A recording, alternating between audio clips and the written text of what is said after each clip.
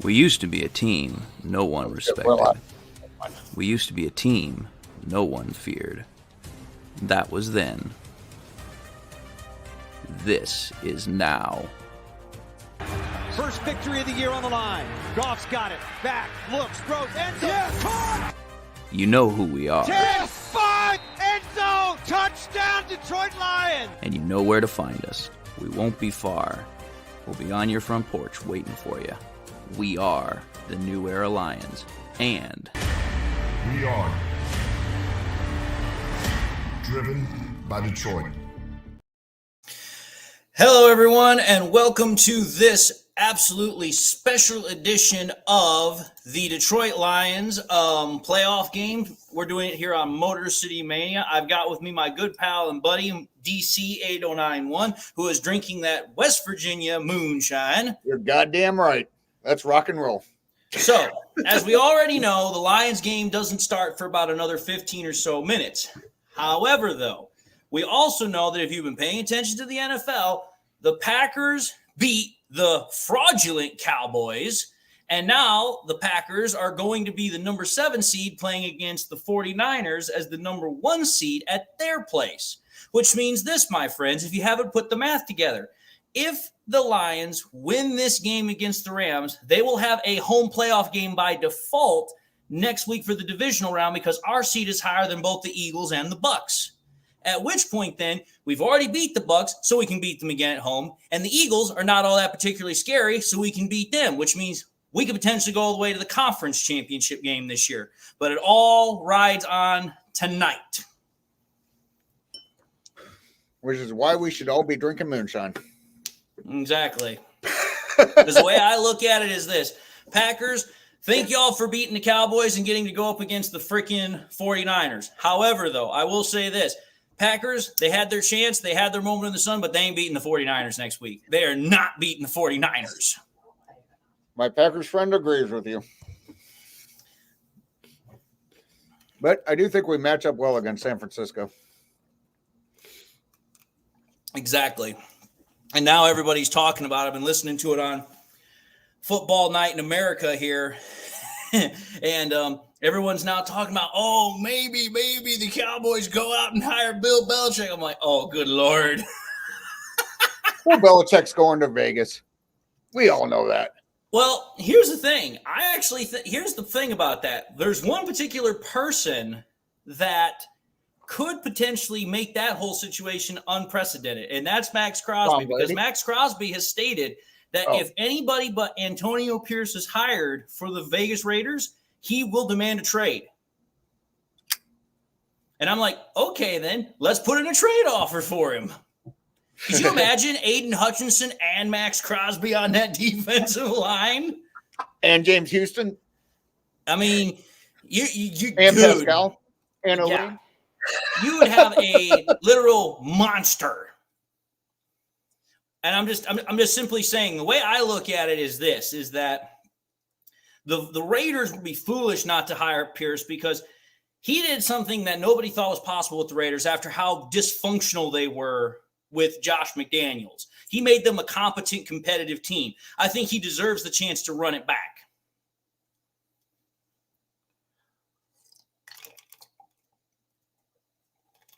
I desperately hate the freaking people right now on Football Night in America because they're all just talking about Stafford. Shut the fuck up about Stafford.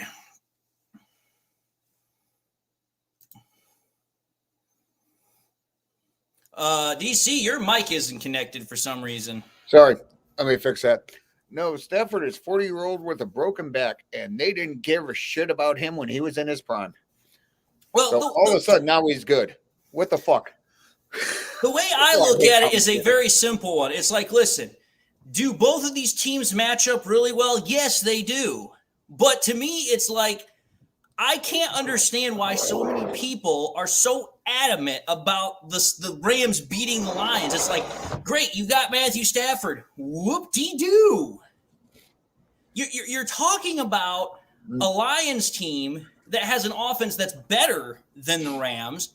And on top of that, you're talking about a Lions team that has every ounce, every reason of motivation for this game. The Rams don't. The only thing the Rams have is the fact that Stafford is coming back to Detroit.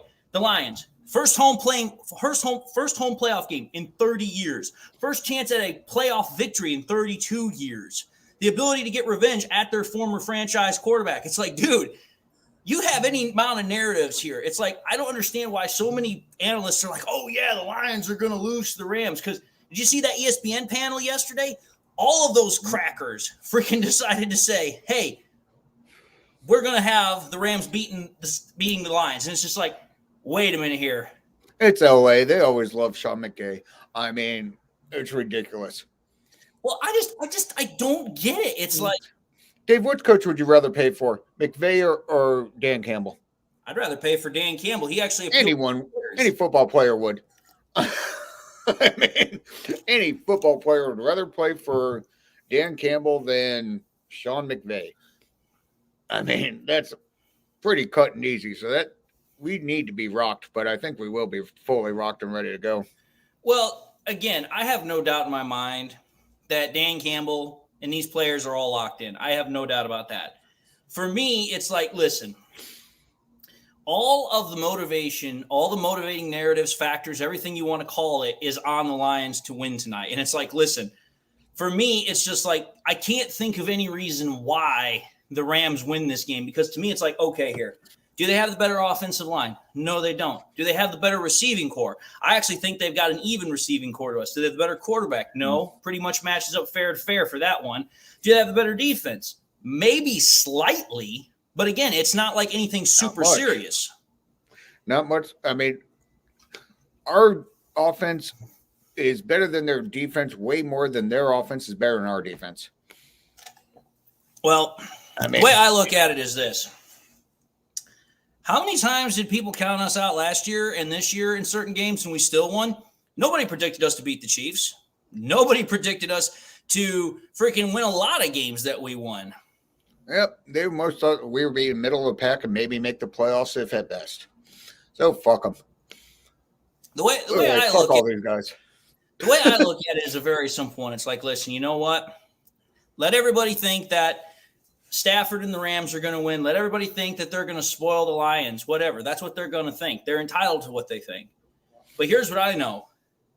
You talk to those players on the field for the Lions, they don't give a damn what anybody else thinks. Yep, that's the way we want it. As far as I'm concerned, those Lions players, they're going to show something. I feel it. I really do. It's like this is a game that Lions fans, Lions players, the whole city of Detroit has been waiting for 30 years. There is no shortage of players that are going to want to go out there and just literally give everything they got. And you got to think about it this way. The Lions got a great bit of news here with the fact that Sam Laporta is playing. Nobody thought he was going to play, and he got cleared to play. He's playing. We said that when he got hurt, he's going to play again. Yeah, I know, but I'm just simply saying when I was on the live stream, there were so many people that said, "Oh, he's done for the year." I'm telling you, it's just a hyperextended knee. I'm telling you, he will play. And when Dan Campbell said on, I think it was either Monday or Tuesday, he's like, "Oh yeah, there's an outside chance he's going to play." I'm like, he's going to play. He is going to play. If there's any chance he's going to play, he's going to play. I mean, I kind of knew that when he walked off the field and sat upright on the cart. Anyway, it was fine. If it was a ACL or MCL, he'd be in a brace and all that shit. I mean, you knew he was going to be fine. He just got it tweaked. I mean, it'll be more than likely. I'm more worried about James Mitchell being out in terms of the tight end depth and what we could actually do with it. And if Laporta and Mitchell were out, I'd then kind of be very worried. But, screw it. I mean, we won how many games without Sam Laporta or TJ Hawkinson last year? I'm not that worried about it. But on the other hand, I mean, if Laporta doesn't get Rookie of the Year, it's going to be horseshit. Everybody's already thinking that Offensive Rookie of the Year is going to go to C.J. Stroud. And I mean, I can't really argue with that decision because Stroud has played phenomenal this year. And that's hard for me to say because I don't like Ohio State quarterbacks because they've almost all the time screwed over teams that they go to. But Stroud came in as a rookie for the Texans of all teams that everyone thought was going to be a crap team. He takes them to the playoffs. He wins a playoff game against the Browns, a team everybody thought was going to win. So it's like, listen, if Stroud wins Offensive Rookie of the Year, hey, I can't hold it against him. He earned it at least. At least it's not just a popularity contest. No, but between him and the Rams guy, I mean, who's better? Who's a better athlete or a better football player, a tight end or a wide receiver? Tight end's going to win that battle every time. Oh, don't get me wrong. There's been a lot of good offensive players this year that are rookies. I mean, Stroud, Nakua, Laporta, Gibbs. There's a lot of guys that could potentially earn that award in any given year. But it's like, listen, it's such a stacked year this year for offensive rookie talent. It's like you just got to go for whoever's the best one. And it's like Nakua has a chance at it because he set the record for both receptions and yards as a rookie wide receiver. So did Laporta as a tight end. Yes, he did. Well, for the Lions, he did. He didn't set it for the overall NFL. The overall NFL, I think, belongs to Kyle Pitts. But I mean, he came close. The whole point of the matter is, it comes down to really who you think was more of an impact for their team. Did Laporta make a big impact? Absolutely. Did Gibbs make a big impact? Absolutely. Did Nakua make a big impact? Absolutely. But to me, it's like you could still win games without those players. Definitely not as many. But take Stroud out of Houston. That team does not go to the playoffs. No chance in hell. Absolutely no chance in hell. Agreed. Because your option after Stroud is Davis Mills. Oh, shit. I was going to say it's Jamison Winston. I mean, I don't know. He doesn't play anymore, so who knows? No. The backup quarterbacks behind Stroud were Davis Mills and Case Keenum. Oh, Keenum. Okay, one of them. So for me, it's kind of like, you know what? All things considered, if I'm being honest, and I'm a Lions fan down to my bedrock, it's like for me, Stroud has to earn Rookie of the Year, at least for the offensive one. Now, defensive one, that one's a little bit more hard to figure out. Because, I mean, Branch definitely has a claim for that one. You could throw Jack Campbell in there if you wanted to. There's other defensive players that could possibly get that award. So for me, it's like, listen, the defensive player of the year is a little bit more murky, but that offensive player of the year, I believe, or offensive rookie of the year is like, yeah, I think Stroud has that one locked down. Now, as far as players of the year, MVP, that always gets ridiculous. It'll be Dak Prescott. Deidre Garrick, he is playing. Sam Laporta is active. He was not on the inactive report, which means he is playing. Yep. Now, players that are inactive, Khalif Raymond, Broderick Martin, Stephen Gilmore, players like that. But other than that, I don't think anybody of severe prominence is out. Zachary Cleary, yes, I did watch the ass whooping that the Packers gave to the Cowboys. I watched pretty much all the way up till about halfway through the fourth because I was like, they're up by literally 2 scores. Even if the Cowboys try to make a concerted effort afterwards, then you know what? Whatever. And by the time it was over, I think there was like a minute and a half left. The Packers were still up 48-32. I was like, there's no chance in hell.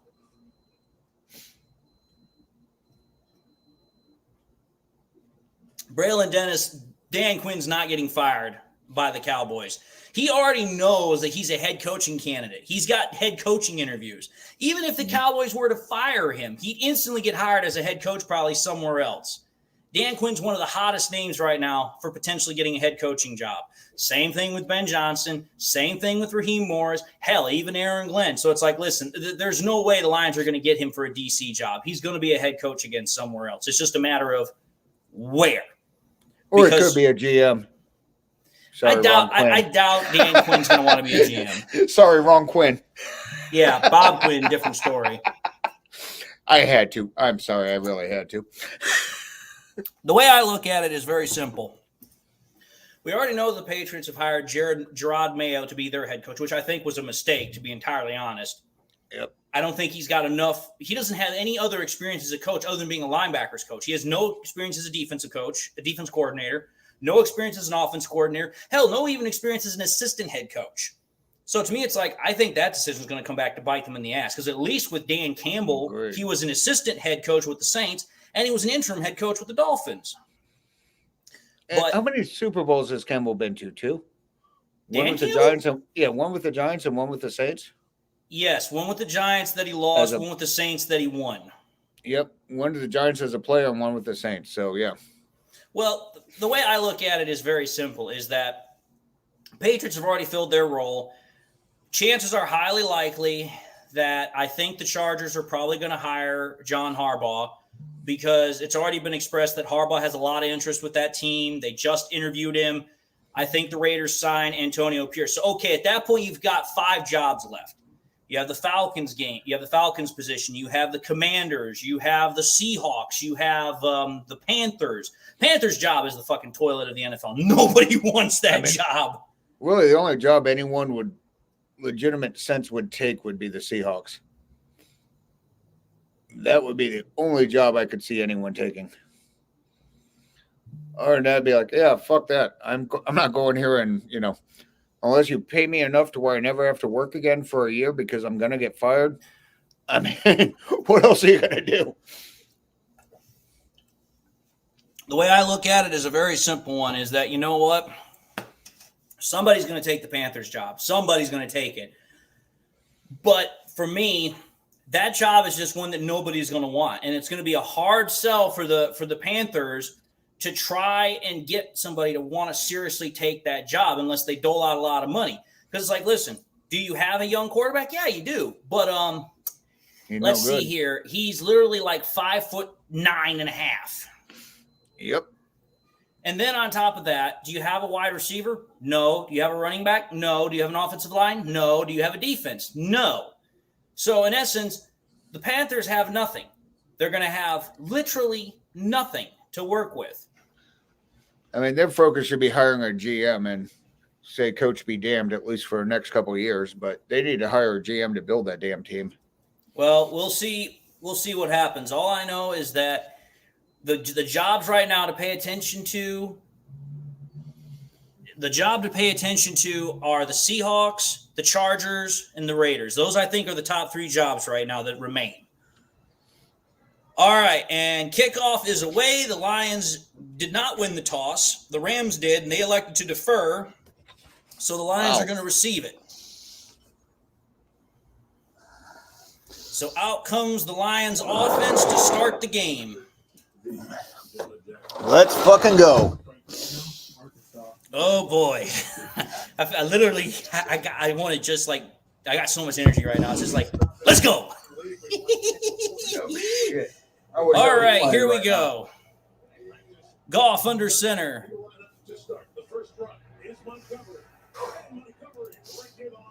Damn. Montgomery finds a good hole and is going to pick up a first down with the first play of the game. Nice job, Detroit Lions offensive line. Good burst through the hole, Montgomery. Good pulling action. Nice job. Nice job. All right. Goff in the gun. J-Mo in motion from left to right. Goff snaps the ball. Goff looks to throw. Goff gets it out. Goff completes it to J-Mo, and J-Mo is going to stumble a little bit, but still pick up about 6-7 yards. Going to be about 2nd and 4, 2nd and 5 potentially.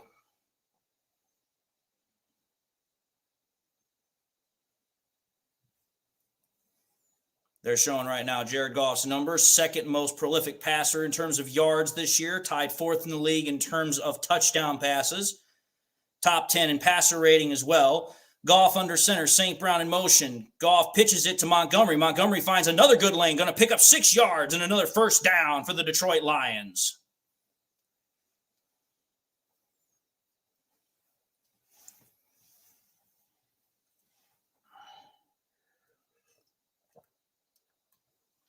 So far, the Lions offense seems to be doing what they plan on doing. Garrick, I didn't hear them booing Stafford, but I have heard quite a couple of people saying that it did happen. Goff under center, man in motion from right to left. 2 wide receivers to the left-hand side. Single back formation. Goff snaps, play action, looks to throw. Surveys the field. Goff goes down the field deep. Gets it to Josh Reynolds, and Josh Reynolds got a big play all the way down to the 30-yard line.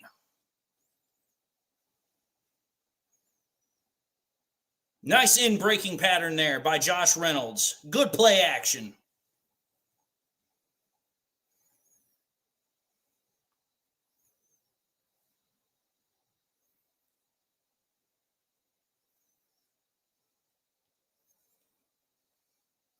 That was a tight laser window throw.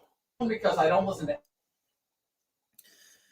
Goff under center, killing the first play, going to a secondary look. Got a strong I formation in the backfield. Goff snaps the ball. Going to hand it off to Montgomery. Montgomery dancing around. Montgomery finding even more good movement. Going to pick up about 8 yards, maybe 7. Going to be 2nd and 3, 2nd and 2 coming up. He needed it.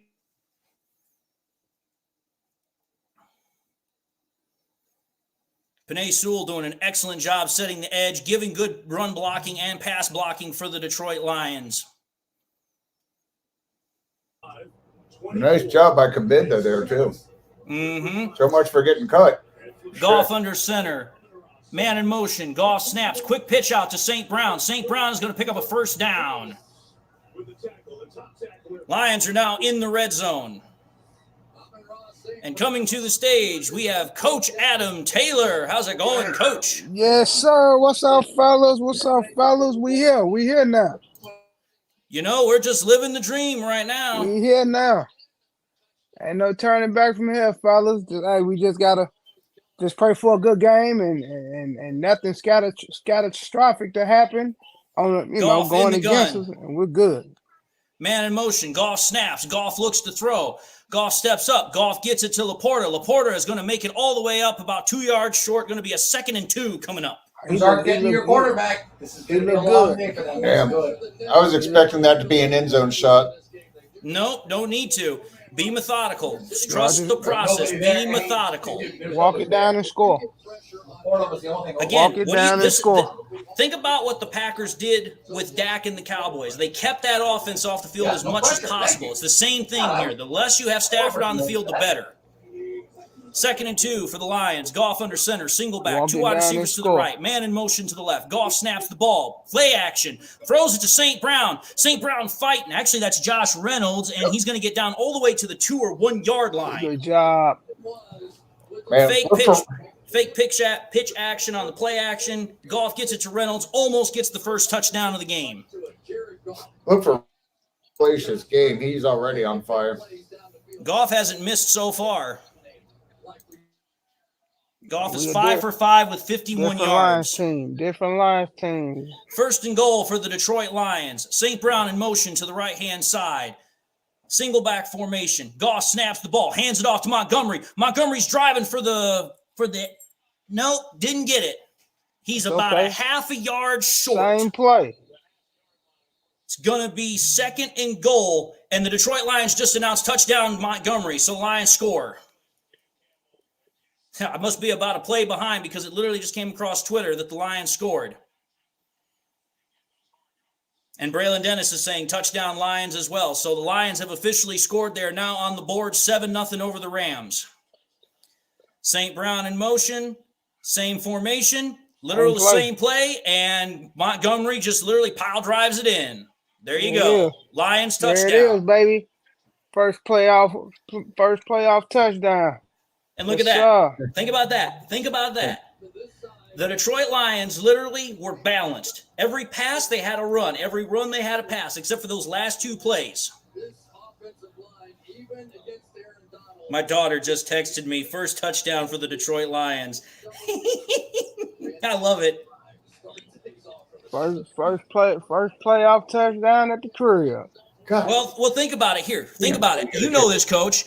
How many times does the team that scores the first touchdown win the game? We got to go percentage-wise. It's probably 90% of the time.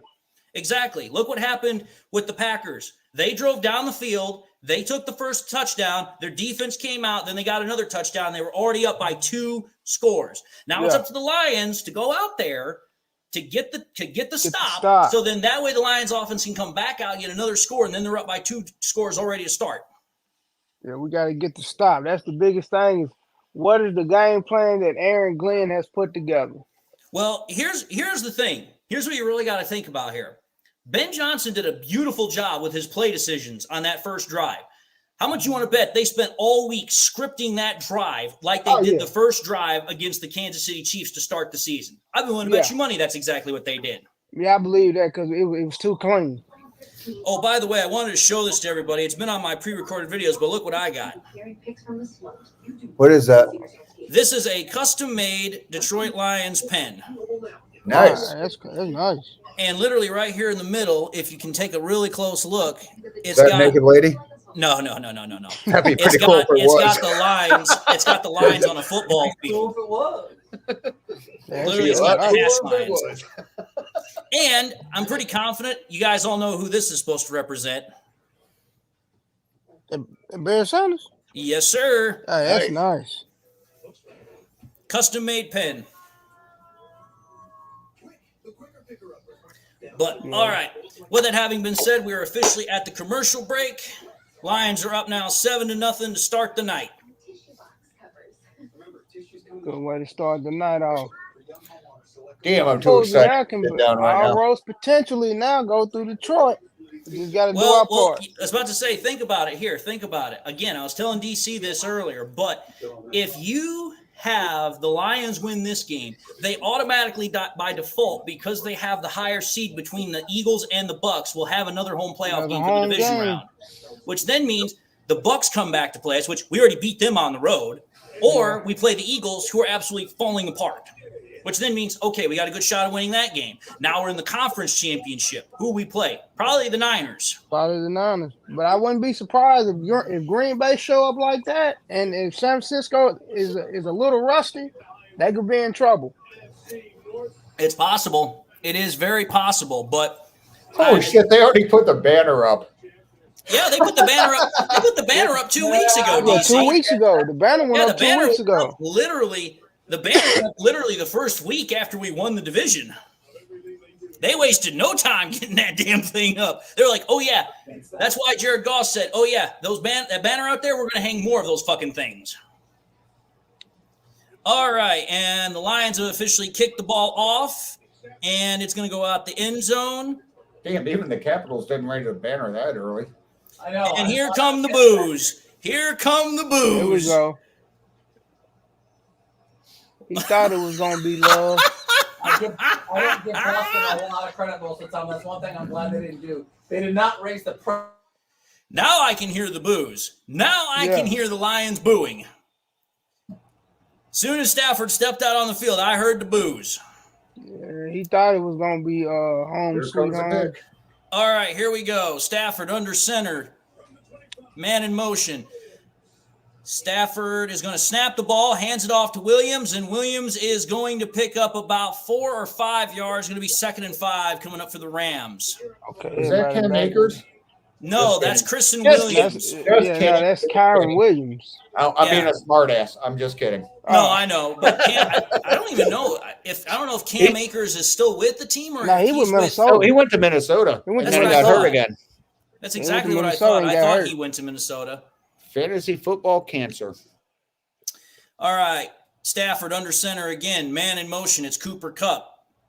Stafford now audibling out of under center, goes to gun, 2nd and 5, another man in motion, trips to the right. Nice Stafford snaps, play. looks to throw. Stafford gets it out and is going to get it to Nakua, but Nakua is going to get stopped a yard short by Brian Branch. Great play, Branchy. It's going to be 3rd and 1 coming up for the Rams offense. Early 3rd down. What the hell is he wearing a thermal hat for in a damn dome? Some people just wear interesting things. I mean, freaking, I've seen J-Mo wear it. I don't know why. I mean, so that is the reason Amon-Ra St. Brown didn't make the Pro Bowl and he got better numbers than that guy? Stop it. Stafford under center. Cooper Kupp in motion to the left. Going to post up just off the end of the line. Stafford barking out signals. Nakua in motion left to right. Stafford snaps. Play action. Looks to throw. God damn it. And Stafford throws it, but it's going to be ruled as an incomplete pass. But there is a flag and likely going to be a interference call or a holding call on the line. Don't save him. Don't save him, Ref. Yep, ruling pass interference against Brian Branch on Pakua Nakua. Then that wouldn't be a called pass interference in women's flag football. Jesus Christ, what are they talking Well, about? here's the thing that makes no sense to me is that the crew in Dallas let the guys play. They let Now, him play. but this time, well, to be fair, What? he What? technically grabbed the back end of him, so Oh, that's why come they on, decided to Ralph. do Let it him with. play. Let him Either play. way, it Yeah, sucks, let him but it is play. what it is. 1st and 10 for the Rams. Stafford under center. Man in motion. 2 men in motion. Stafford snaps. Play action. Looks to throw. Getting pressured. Throws it Nice. underneath. Gets it to Williams. And Williams is going to get stopped a yard short. Going to be 2nd and 1 coming up. Nice play, Alex. Nice play. Don't come in with that.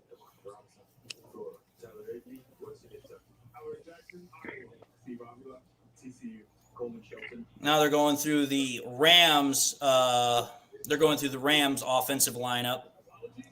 And dude needs to wear sunglasses for his interview, so there's that. All right. Now that we're back to this, Stafford again under center. Man in motion to the right. Now back it is Nacua. Stafford barks out signals. 2nd and 1 for the Rams offense. Cooper Kupp in motion. Stafford hands it off to Williams. Williams is going to pick up a 1st down. Picks up about 4 yards. All right, D, let's bow up. Let's bow up, D. Let's bow up. Well, we're going to see what happens here. The Lions defense has got to make sure that they get after Stafford repeatedly, and at the same time, they also have to make sure that they stuff those running lanes. So we're going to have to see how this Lions defense, particularly Aaron Glenn, goes about handling this. Yeah, we got to bow up. We got to send a little. We ain't blitzed yet. That's surprising.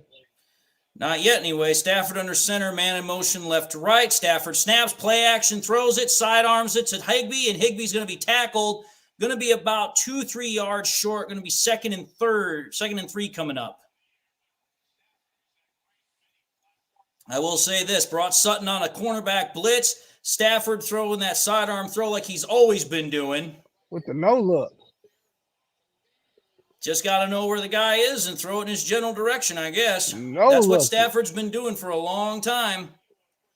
2nd and 4 for the Rams offense. Stafford under center. Nacua in motion. Stafford snaps. Play action. Looks to throw. Sets up a screen on the backside. Nacua gets a block. Nacua breaks a tackle. And Nacua is going to get pushed out by Jack Campbell near about the 25-yard line.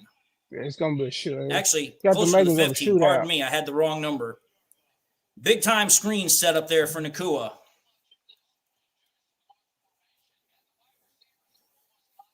I will say this. I have already kind of noticed this with the freaking Rams offense. They do a lot of pre-snap motion with their wide receivers, especially from left to right and right to left. Come on, homie, yo. 1st and 10 for the Rams at the 16-yard line. Cooper Kupp in motion, left to right and back to the right side again. Stafford calling some sort of audible. Under center, Stafford snaps, hands it off to Williams. Williams is going to pick up about 2 or 3 yards, maybe 4, depending upon the spot. Little bit of a scrum on the field. And there's a flag.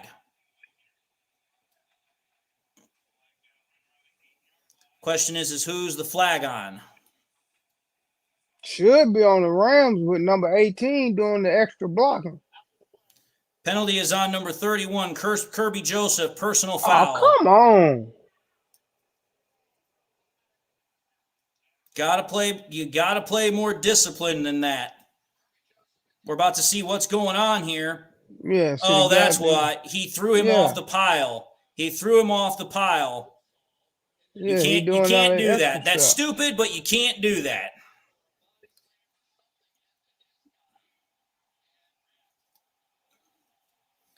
All right, 1st and goal for the Rams offense. Stafford in the pistol, trips wide receivers to the left. Stafford snaps. Stafford looks to throw. Stafford tosses it up. Stafford overthrows Cooper Kupp. Melifonwu was in coverage. 2nd and goal coming for the Rams offense. Damn, we only got one. We only got him the 3rd down one time. Yep, and that was on the very first set. So 2nd and goal for the Rams offense.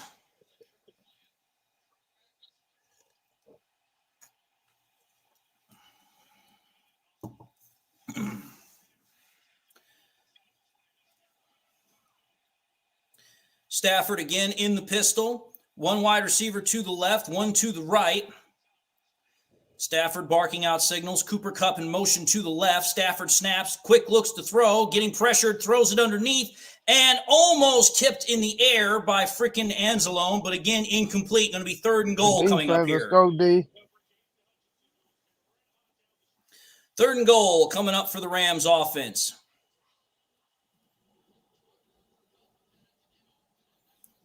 Braylon Dennis, are you saying that as a fact or are you saying that as a hope? Because you say 3 and out. Because he actually called that touchdown before I even got to see it. Stafford in the pistol again. Man in motion from left to right. 2 wide receivers to the left, 1 to the right with a tight end. Yes. Oh, no. Stafford snaps the ball. Stafford's going to get hit. And it's almost intercepted, but incomplete. It's going to be a 3 and out. Damn. That was a good delayed corner blitz. That was really nice. So the Rams are going to be held at bay. They're only going to be able to get a field goal. Lions defense bends but does not break. Lions will retain the lead 7-3. Now here's the thing. Here's why everyone talking about the freaking Lions. Everyone talking about the Rams being really good in the red zone on offense is like, listen. Here's the thing. Thank you for that speaking there, Braylon. The point of the matter is, when you start getting into the red zone, it gets much more difficult because the space gets much more difficult. Kick is up. Kick is good. Rams are on the board. Lions are still ahead 7-3. Lions will get the ball to start again. We'll take it. I was about to say, I will take a 3-pointer so that way the Lions can get the ball back, extend 3 more points, or get another touchdown to go up by 2 scores. Playoffs. Oh, brother. I have been hearing that commercial all damn week. All right. I'm going to go get a drink here really quickly. So I'll be back in a moment, fellas. All right. Playoffs.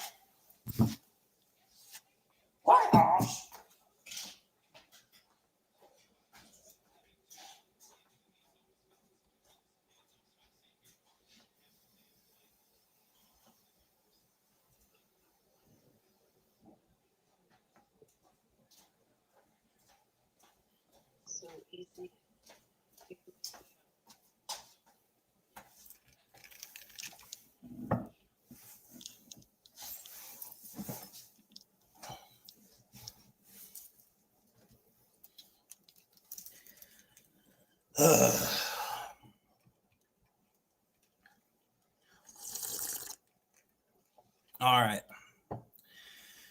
Currently, right now, Lions are up 7-3. So far around the NFL, we know that the Dolphins lost to the Chiefs, the Texans beat the Browns, and so far the first divisional matchup has been set. The 49ers will play against the Packers after their beating of the Cowboys earlier today. See, Dave, this is how we know you're rolling in the loop. You can do all the. I can do all those what? You can move up and down during the commercial break and take forever because you have to have a big pad. Well, I wouldn't say it's a big pad. I would just say that I manage my space relatively well. No, that was a compliment, dude. No, I know what you meant. Fuck, where's my lighter? This one. Baby. All right. Still waiting for the commercial break to officially be over. Good way to start. We didn't let the Rams go down and answer with a touchdown. I can't believe someone's moving in here on this goddamn Sunday night. I mean, moving sucks, but I'm not going to do it on a Sunday night. All right. Commercial break is about over.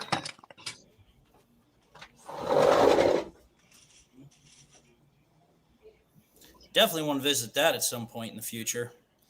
And now the kickoff is away from the Rams back to the Lions. Kickoff is going to go out the back of the end zone.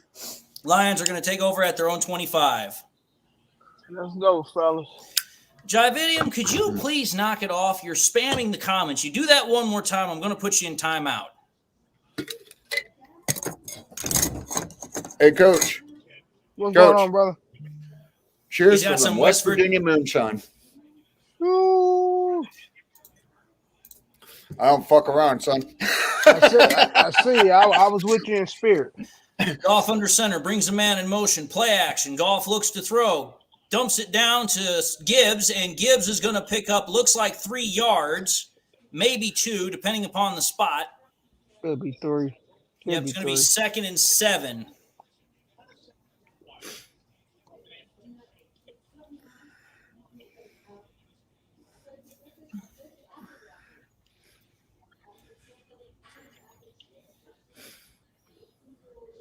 All right. Goff is going to be under center. Laporta in motion to the right. 2nd and 7. Goff snaps, throws quickly, gets it to Reynolds again, and Reynolds is going to pick up a first down and then a little more. But there is a flag on the play, and it's back around the quarterback. Time on TV. It's back around the quarterback, so don't know if it's a hold or – Come on, Real. Quit saying it's a roughing a passer against the Rams. Right, good job. Can't believe we got that call, but these assholes need to put the flags away and let them play. Let's see here. Goff throws, clearly has the ball away, and then Goff gets taken to the ground. That is a late hit. That is a roughing the passer. So Lions got the first down, then got another 15 yards tacked on to the end of it. Lions are now up towards midfield. Actually, on the other side of midfield. Uh-oh. All right, 1st and 10 for the Detroit Lions. Lions have 8 first downs to the Rams 4. Goff under center, 1st and 10, snaps the ball, play action. Goff steps up, dumps it underneath to Gibbs. Gibbs makes a move. Gibbs is going to get a first down, gets up more first down, picks about 14, 15 yards. Oh, yeah. Oh, yeah. Man, these bitches can't hit. Run over them. Lions are moving the ball well on their second drive out. Lions are making sure to make sure the passes are getting out quick so that way Donald doesn't have a chance to get at Goff.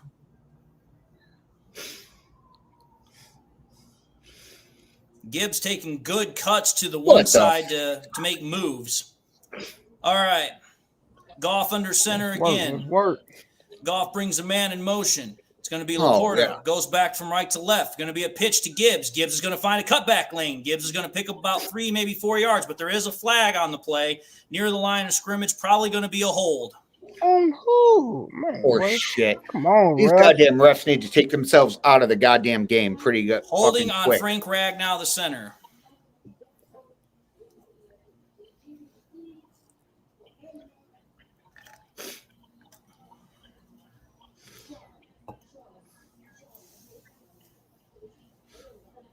First and 20, no problem.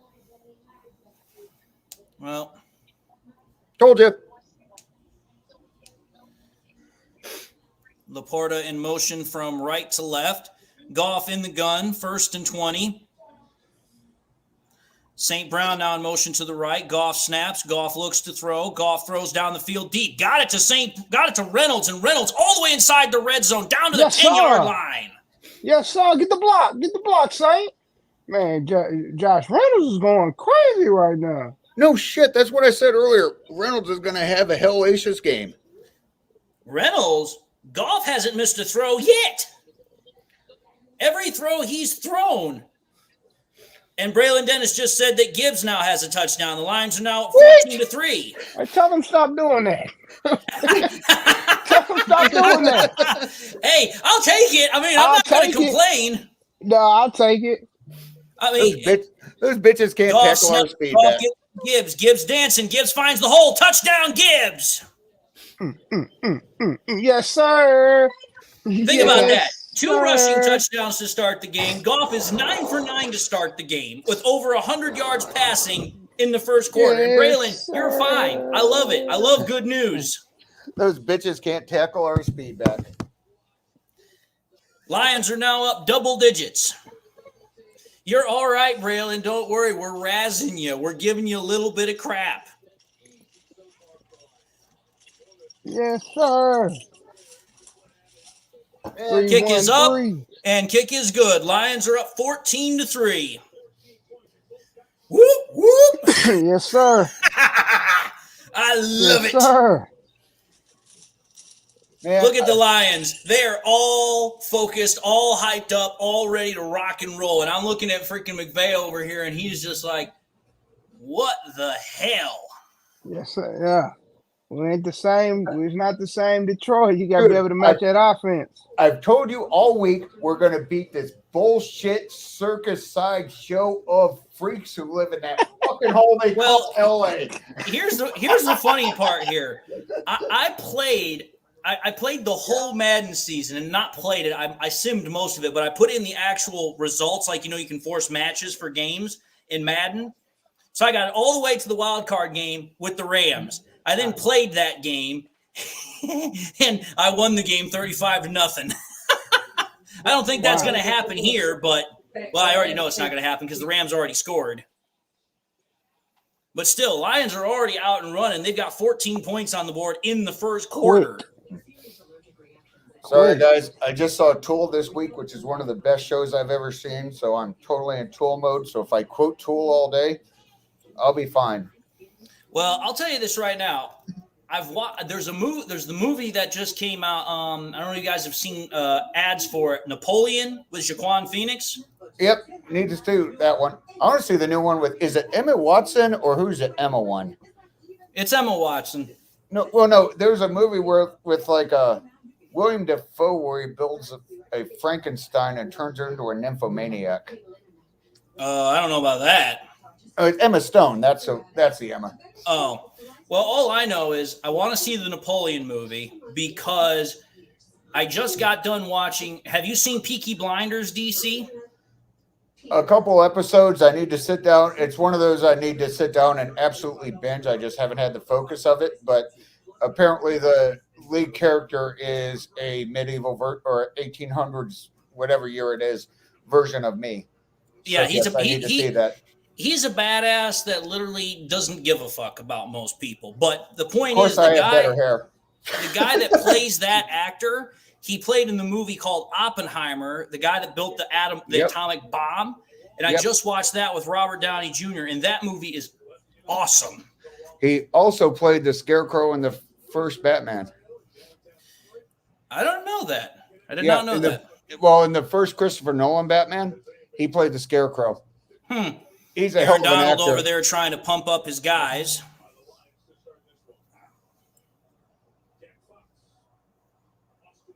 Man, I don't know there were that many hot chicks around Michigan. Well, depends on your definition of that, but either way. Well, I mean, did you just see the Lions? I'm like, where the hell did they import them from? And I grew up in Detroit. Canada. Braylon Dennis says Hutch gets a sack. Damn it. I wish I could see. Stop doing that. Jesus, wait till we get there. I have 3 streams. How are you ahead of me? He's probably in Detroit, so his stream's a little bit better. I'm out in freaking New York. It doesn't matter. It's fine. Yeah, and I'm in Nashville, so it's okay. It's how the servers allocate the broadband.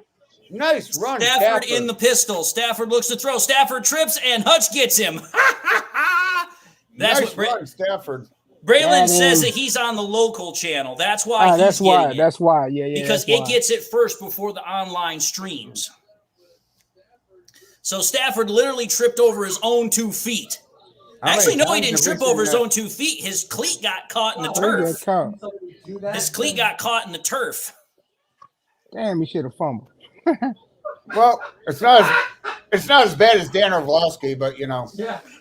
Lions now have a 2nd and 19 for the Rams offense. Higbee in motion. Stafford snaps, hands off to the running back. The running back's going to pick up about 3 yards, going to make it a 3rd and 16 or 15 coming up. Good job, Thor.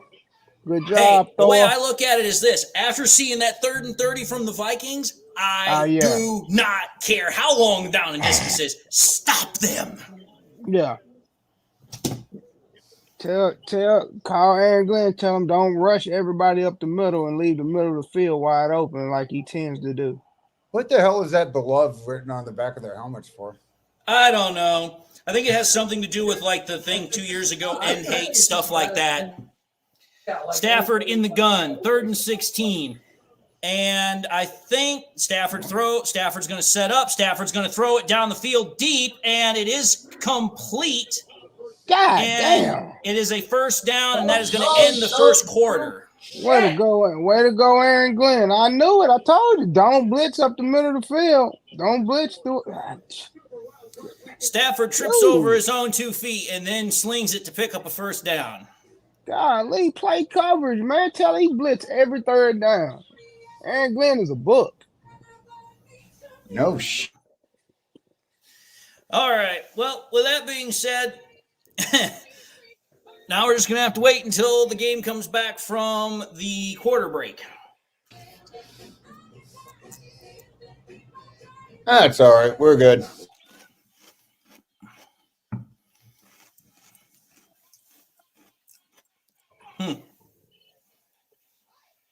Applebee's all-you-can-eat boneless wings, eh? Interesting.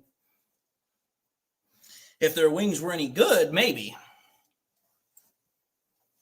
Oh, how many more freaking products are we going to make that rhymes with something? If Wings it's COVID, unless they have slowly. Obey on them. There ain't a goddamn good chicken wing unless they have Obey on them or from a Chinese restaurant. But I live in Baltimore.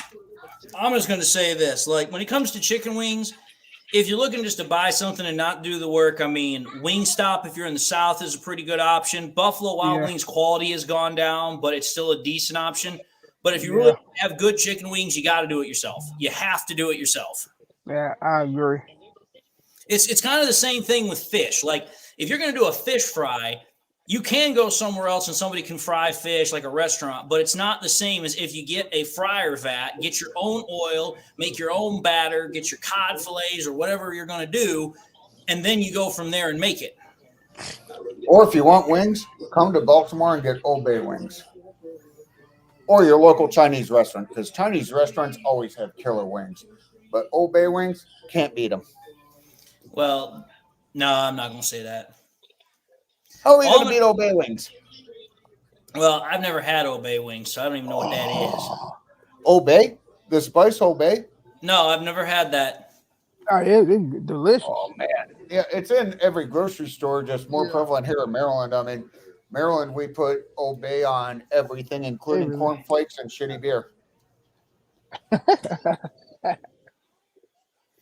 Anyway, still waiting for the stream to come back. Still refreshing the stream every chance I get. Now we're officially back with the stream. Stafford getting that completion on the last play. Oh, Stafford got a cut on his hand after his hand hit one of the Lions' helmets. Stafford under center. Is that a flag too? Sorry. No. If it hits the helmet of the other player, that's not a flag. Stafford under center. Stafford snaps, hands it off, and the player's going to get tackled behind the line of scrimmage for a loss of 1. Go ahead. Keep running against us. Please. Jack Campbell came into the hole and got the stop. Wow, freaking Ali McNeil put the thwop on freaking Stafford. Watch this hit. Just thwoom.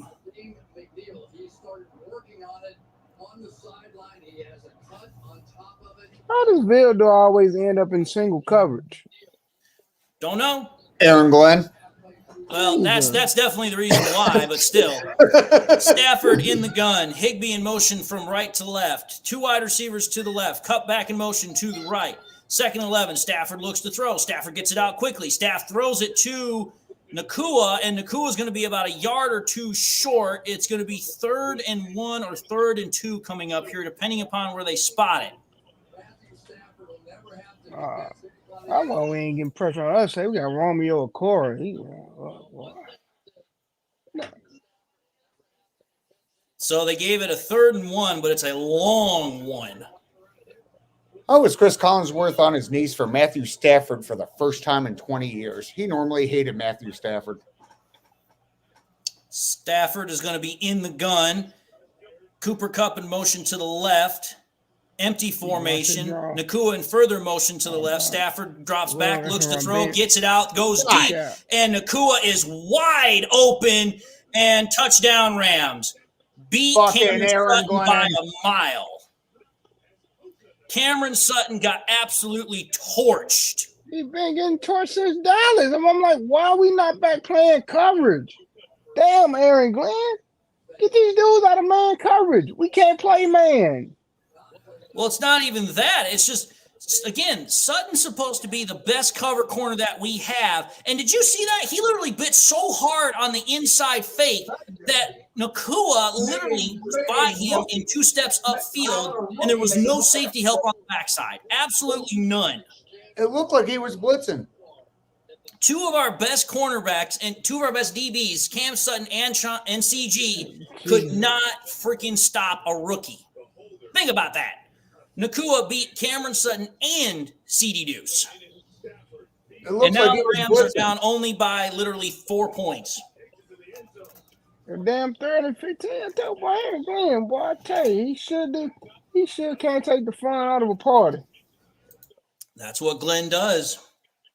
That is literally what Glenn does. Like I said, I've said it before, and I'll say it again. This offseason, the Lions are going to invest even more heavily into that defense because what's going to happen? They're going to add another cornerback. They have to. They're going to add another edge rusher. They have to. Oh, I would say just add 2 corners and resize CJ DJ. Either way, the point of the matter is that when it comes down to it, this Lions defense has shown its weakness time and time again this year. We cannot stop the pass. And it's like, listen, we can't let plays like that happen. Otherwise, we are going to continue to get roasted. And it's like, listen, it's like the first literal drive, the Rams offense gets stalled in the red zone, and you hold them to 3 points. And then our best cornerback gets beat by a freaking inside move and then gets completely torched down the field for a touchdown. I mean, was that an inside move? It looked like he was going for a blitz and changed. I don't know. As fast as he went in on that, it looks like it was a blitz or he bought a run or something. But it didn't either look like way, he for me, it doesn't matter. It Yeah. doesn't matter to me because the point is that Sutton has been around for such a long time. He should know that is a feint. He should know that that's fake. And yet every freaking time for the last couple of weeks, Sutton has been getting burned and burned and burned. You could make the saying, oh, well, it's Justin Jefferson and CeeDee Lamb. But that was a rookie. That wasn't CeeDee Lamb. That wasn't Justin Jefferson. That was a rookie. And he literally just got completely ambushed. Yeah, I mean, I can't see Sutton make that mistake unless it's a call or something else like that. But, I never played secondary, so what I'm could I tell tired you? of seeing our defensive backs completely roasted over the coals. We on pace to give up 1,000 yards in 3 games. If we haven't already done that. I think we did that in 2. We did that in 2, didn't we? We do that in 2? No, we did close. 3. Feels like 3? Yeah, I'm going to say we did it in 3. Because think about it. Yeah. There was the Feels like 413 the first time. Then there was the 345, and then there was the 396. It took 3 games for us to give up over 1,000 yards passing. Well, it felt like 2. It looked like 2. Because it was Nick Mullins.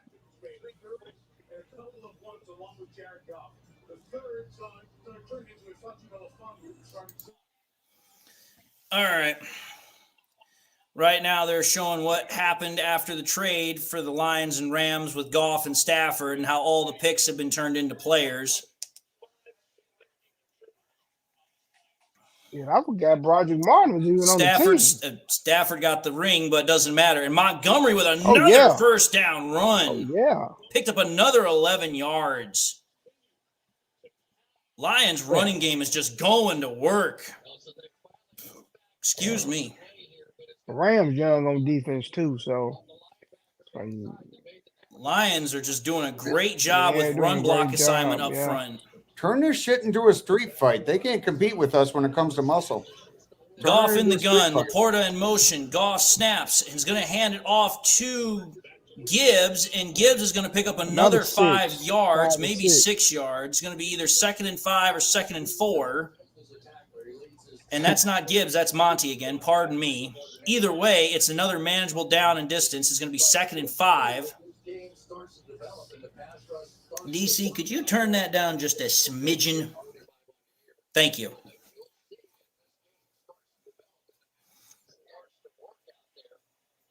And then Goff under center, single back formation. Goff is killing the play.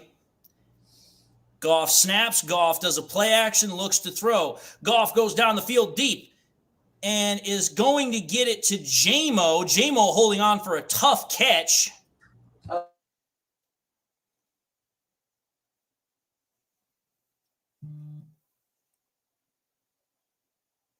Good throw and catch by J-Mo. That's a hell of a catch. That's a hell of a throwing catch. Man, once J-Mo can be anything more than a burner, the better. Goff in the gun, empty. Goff to throw. Goff throws it and incomplete. First incompletion of the night. A little too far out in front of St. Brown. That was the first completion out of 11 throws that Goff missed. He had 10 for 10 to start the game. Goff came out fire and has been doing a really good job.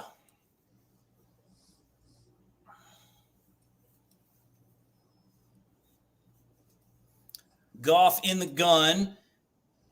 2 wide receivers to the left and right, 1 a tight end. Laporta in motion to the right. Goff snaps. Goff looks to throw, gets it out quick, gets it to Amon-Ra St. Brown. Nope. And that should be a flag. That should have been against the defenseless receiver, and that was a flag. Yeah. All right, ref. That's fine. We see how y'all calling it. Shit, that should be a 50. Wiz Candy as Lee calls that? Yeah. If that was against a Lion, someone would have gotten ejected. He ducked his head and everything.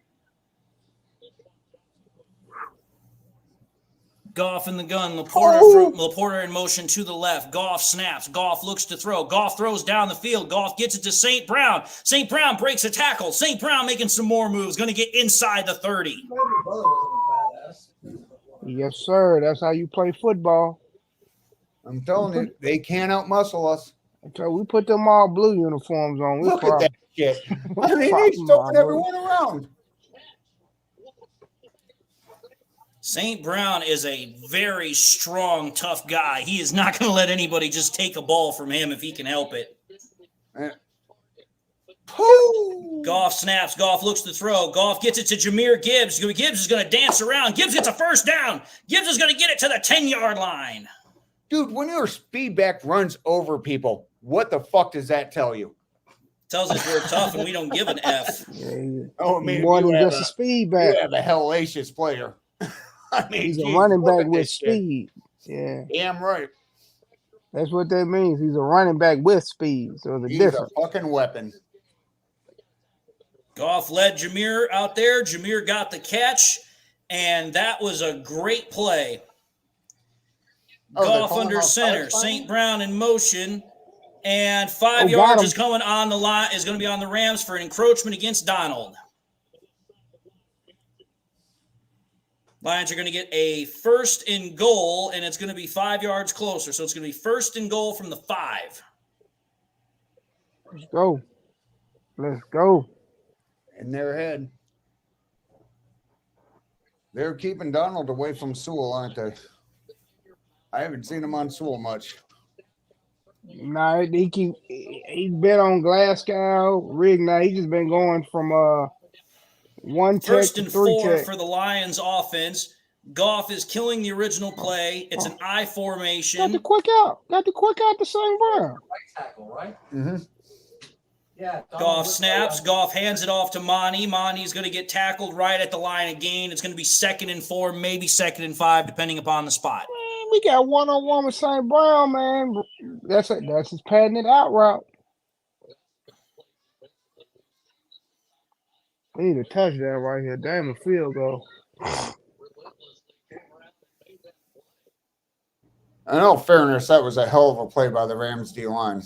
Yeah. I mean, I'm a D line guy. I always cheer the D lineman. Second and 5. St. Brown in motion to the right. Goff snaps, gives it to freaking Montgomery. Montgomery's going to pick up 2, maybe 3 yards. It's going to be now 2nd and 3, actually 3rd and 3. Pardon me. Oh, we can get a first down. Okay, cool. We can get a first. No, we can get a first down without scoring. Okay. Man, go Danny, heavy jumbo and just stuff it down their damn throats. Take the points, Danny. We've been through this all year.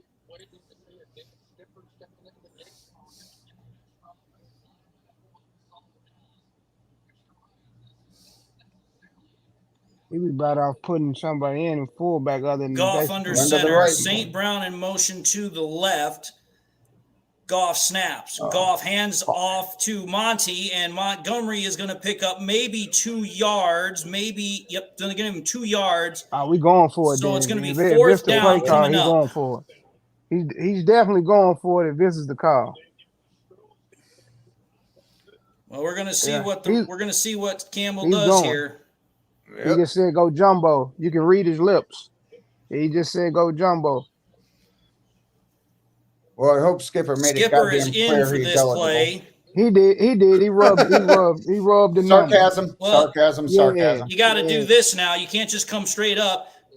Goff under center. Formation shift to the gun. Goff snaps. Goff looks to throw. Goff is going to throw it, and Goff gets it to Sam Laporta in the back of the end zone for a touchdown. Rookie of the year. Damn Sam Laporta, baby. Well, did you see Goff? He kind of double clutched because he saw somebody else, and he then got it out there. So that's Goff staying calm in the pocket and waiting for his guy to get open.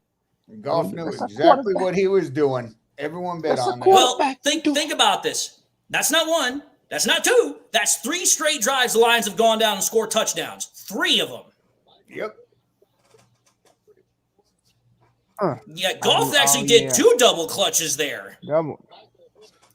And kick is up, kick is away, and kick is good. Lions are now up 21-10. I mean, Dave, you played QB. How exactly hard is that on the inside the 5-yard line to do a double clutch and still nail a pass in about 3 seconds? It's very difficult. It's very hard because you got to be patient. You have to think about this. You have to think about this. The quarterback's first reaction, because when you're a quarterback in the red zone, you're talking about in the first 5 yards. It's like, listen, you get a play, and the first thing a quarterback is thinking is, okay, I'm looking for my primary read because this is the guy that should get the ball. Pop open.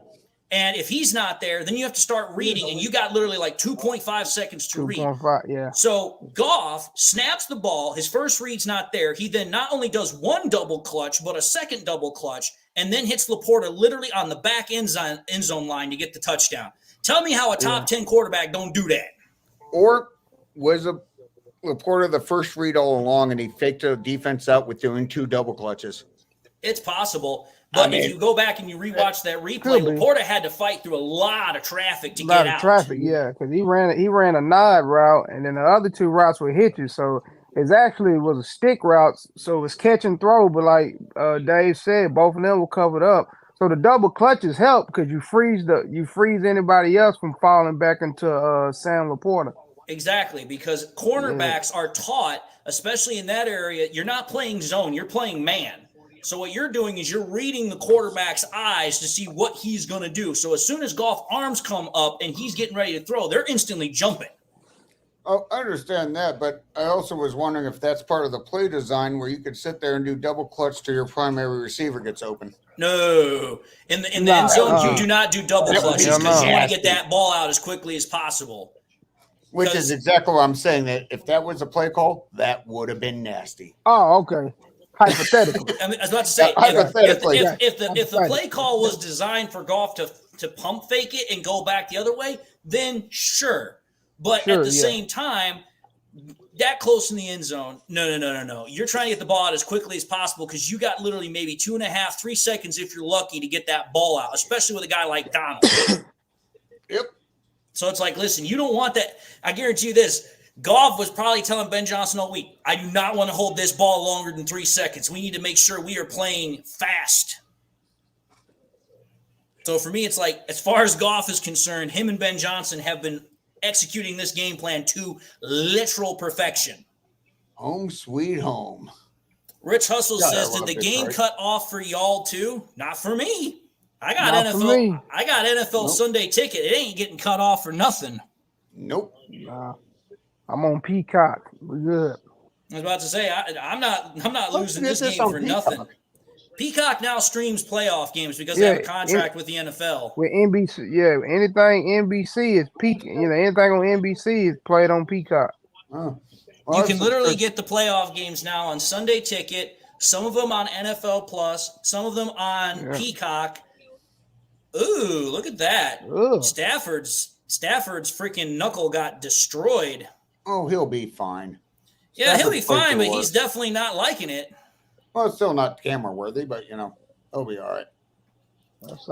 Put Carson Wentz in there. I'd love for him to play. I would keep hitting him in his knuckle. Did you?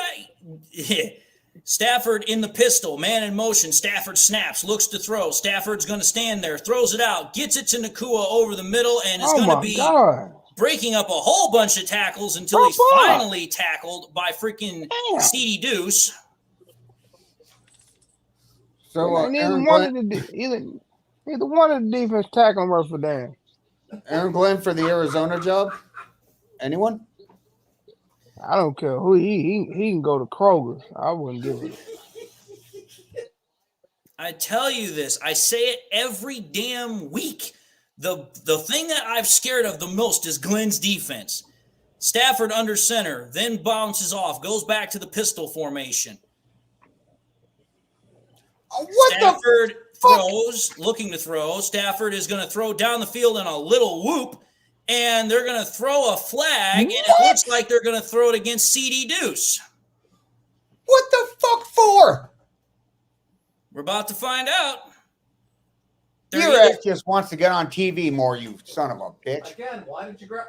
You have to ask the question. Why did you grab a hold? I mean, that's a hold. That is technically a hold. That's a hold. Because he's holding his jersey. Like CeeDee's holding him front and back. Yeah, the whole way. Don't make it easy for him. I mean, come on, CeeDee. You can't hold him. You're a safety. You should be able to play with the tight end. Damn tight end. Get this goddamn ball back and put this game out of reach now. Stafford going to be under center. Ball at midfield. Man in motion. Stafford snaps, hands it off to Williams, and Williams is going to get stuffed at the line. Almost lost a yard, but gets back to the line of scrimmage. Going to be 2nd and 10 coming up. 2-0. Good job, Lane.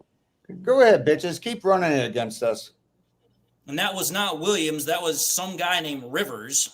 Who I have no idea who Rivers is. They can't run it against us. Keep trying. Collinsworth saying the Lions' offseason commitment was to stop the run. Maybe next year they need to stop the pass. Commit to stop the damn pass. 2nd and 10 for the Rams offense. Stafford in the pistol. Cooper Kupp in motion. Stafford looks to throw. Stafford throws it. Stafford gets it underneath. It's going to be thrown short. And it's going to be to Ben Skoranek. It's going to be 3rd and 6 or 3rd and 5 coming up here for the Rams offense. About 5 minutes left in this first half for the Lions and the Rams. Get some damn pressure on Matthew Stafford. We ain't got close to him, but that one time when he tripped and fell. 0 Bledsoe. Well, technically, actually, we did get close the one time when he got his hand bumped. Oh, yeah. So we've gotten close once, but we got to get better at it. Stafford in the gun, 3rd and 5, trips to the right. Now an empty formation. 3 guys to the right, 2 to the left. Don't blitz up the middle. Stafford in the gun. Stafford looks to throw. Stafford surveys the field, throwing it down the field deep, and it's going to be incomplete. Overthrown, going to be 4th and 5. Thank God. Ooh, that was a good ass throw. Stafford put it out there, but no dice. I don't know if the Rams are going to go for it here on 4th and 5. Going for it.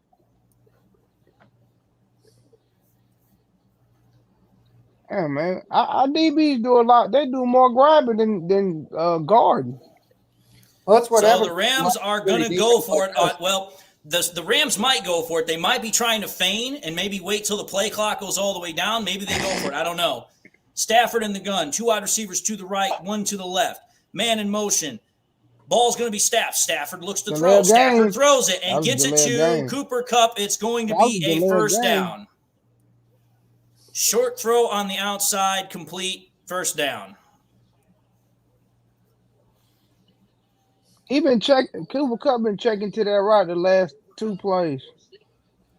Glenn's not happy, which I would imagine he shouldn't be because his defense is not doing crap. So far, they've had one decent drive. That was the first one. Get this fucking ball back Stafford now. under center. Man in motion. Cooper Kupp going to left, back to the right. Stafford drops back to the gun. Stafford surveys the field, getting ready to snap the ball. Stafford snaps. Stafford looks. He surveys the field, going to pump fake, and then snows it again, and it's complete to Atwell, and it's going to be a touchdown. Touchdown. Golly, why are we always in man coverage? Oh, get out of man coverage. Me throwing a chair. Oh, my God. And that was the second time that Cameron Sutton got burned. That was Vildor. No, that was Sutton. It was Sutton again? Watch. That was Vildor. It's Sutton. Sutton. It's 29. No, actually, no, you're right. It is Vildor. Pardon me. Vildor. I thought it was Sutton. Vildor literally was there, and he tried to cover it, but Yeah. That motherfucker flips in our zone, take him out. Bonk. Sweet. Anytime you see one IDB in man coverage, kick is up, and the kick is barely gets in. Barely gets in. Lions are still up by 4, but this defense is not doing anything to stop Stafford. This is literally like Stafford with the Lions 10 years ago. They can't run the ball for shit, but every time they throw it, throw the ball.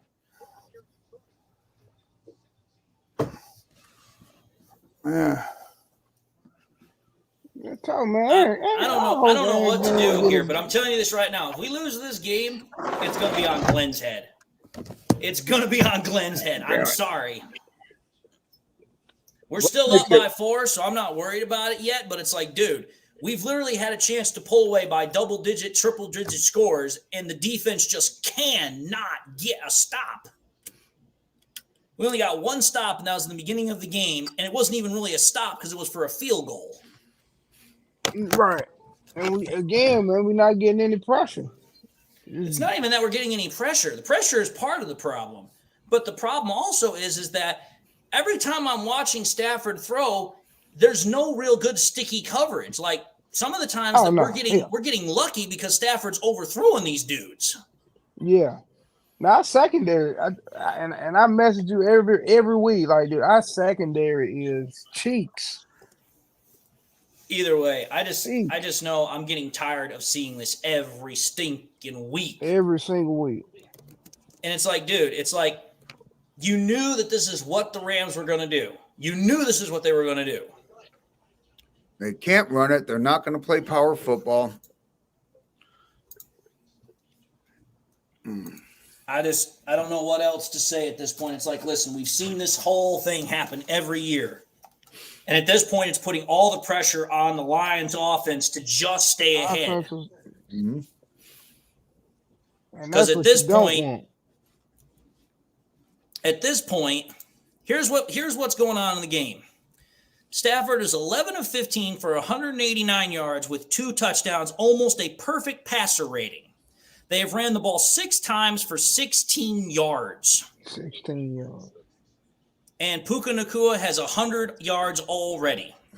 And he's got all 5 of his targets for 5 receptions. Whereas the Lions, on the other hand, 11 rushes for 53 yards. Jared Goff, 14 of 15 for 161. I'm with you, Ted. I don't know. I don't know how else you can put it at this point. At this point, the Lions offense just has to keep scoring because they have to hope that the Lions defense freaking wakes up at some point.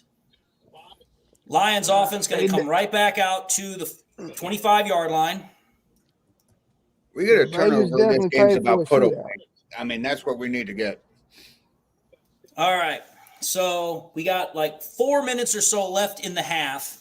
Lions need to extend this drive as much as possible so that way they can go into the half up by at least 11. So that way they can give themselves a little bit of breathing room and breathing space. But we're about to see what happens. Man, I don't give a shit how much steak I eat and how much Come I on, drink. boy. My reason for high blood pressure is the Hey, that's a tackle out of bounds. That's out of Gibbs bounds. just got a first down on an 11-yard scamper. Rich Hustle, I understand that, but that half period will do good for the Lions because it'll be like, okay, we've got an 11-point lead. Let's readjust and figure something out yet. Still haven't figured it out yet. This defense needs to figure out something.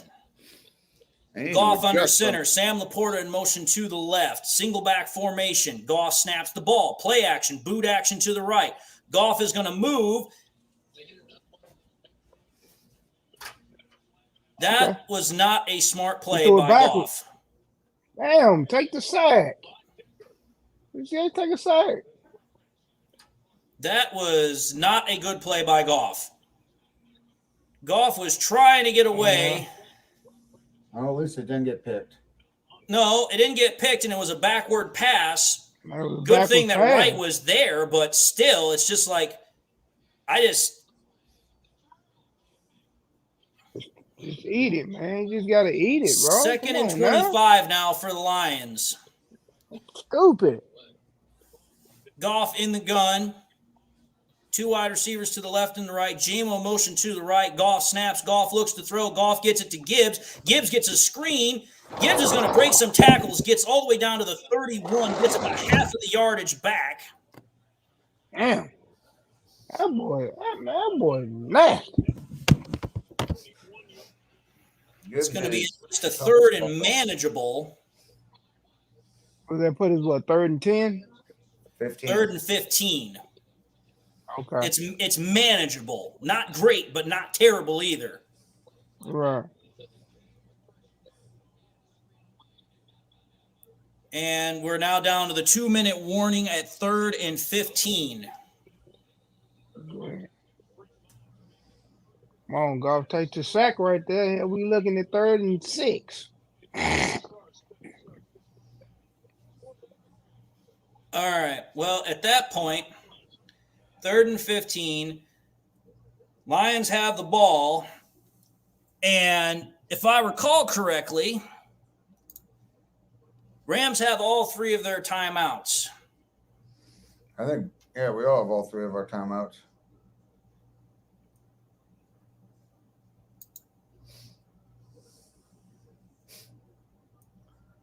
All right, Ben, time to open the playbook. Well, we're about to see what happens one way or the other.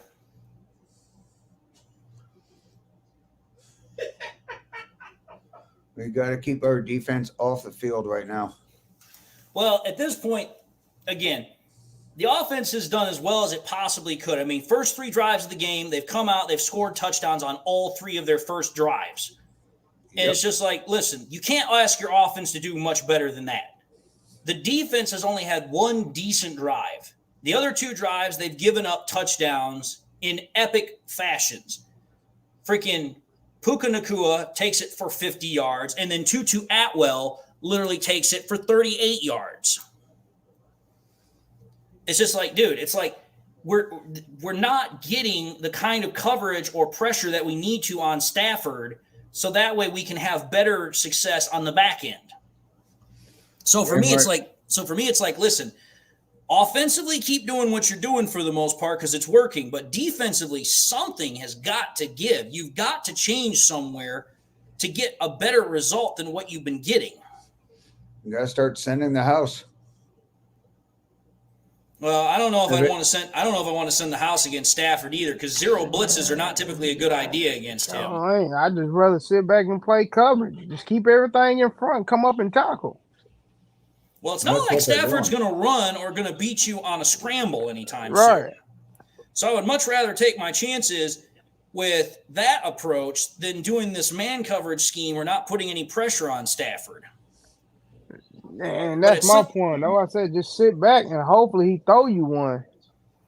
Well, it's not like Stafford has never once done that before, but exactly. We'll see. He's getting too much time. We need to throw his rhythm off and start getting shit in his face and start hitting him. Well, we're going to find out here. Braylon Dennis says first down to St. Brown. Sweet. Goff snaps it. Goff throws it down the field, gets it to St. Brown on a corner Yes, route. sir. Big play. Yes, Goff sir. delivers. Damn it, Goff JG. delivers it Let's to go, baby. St. Brown. Go, JG. That's my quarterback. Don't do that. Anyone who says that Cooper Kupp's better than St. Brown is a fucking idiot. I'll just say that right now. Well, that damn near any wide receiver is better than St. Brown. Goff under center. St. Brown motions further into the right side of the formation. Ball, Goff baby. snaps it. Ball. Goff hands it off to Gibbs. Gibbs is going to go to the corner and gives a stiff arm to Robinson and is going to pick up maybe 1 yard. He got a yard. It's going to be about 2nd and 9, maybe 2nd and 10, depending upon the ball. Damn, Clark didn't move. They can't hit him. 2nd and 9, and that's not Byron Robinson. That's Byron Young. Pardon me. I forgot yeah. his last name for a minute there. It's all good. All right.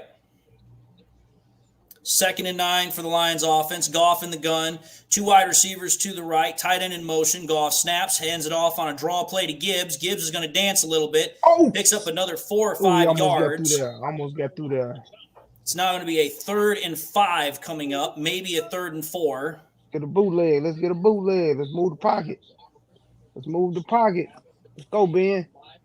Give me a screen and let's move the pocket. Because Raheem Morris like the blitz on 3rd down. So either let's get a screen or let's move the pocket. All right. Goff in the gun. Craig Reynolds is in the backfield. Oh, shit. Fuck. Josh Reynolds in motion. 3rd and 5. Goff snaps. Goff looks to throw. Goff gets it out and is hit as he threw the ball. It's now going to be 4th and 5 for the Lions Craig offense. Reynolds right there, man. God damn it. Is Montgomery hurt? That is the Lions' 2nd incomplete pass.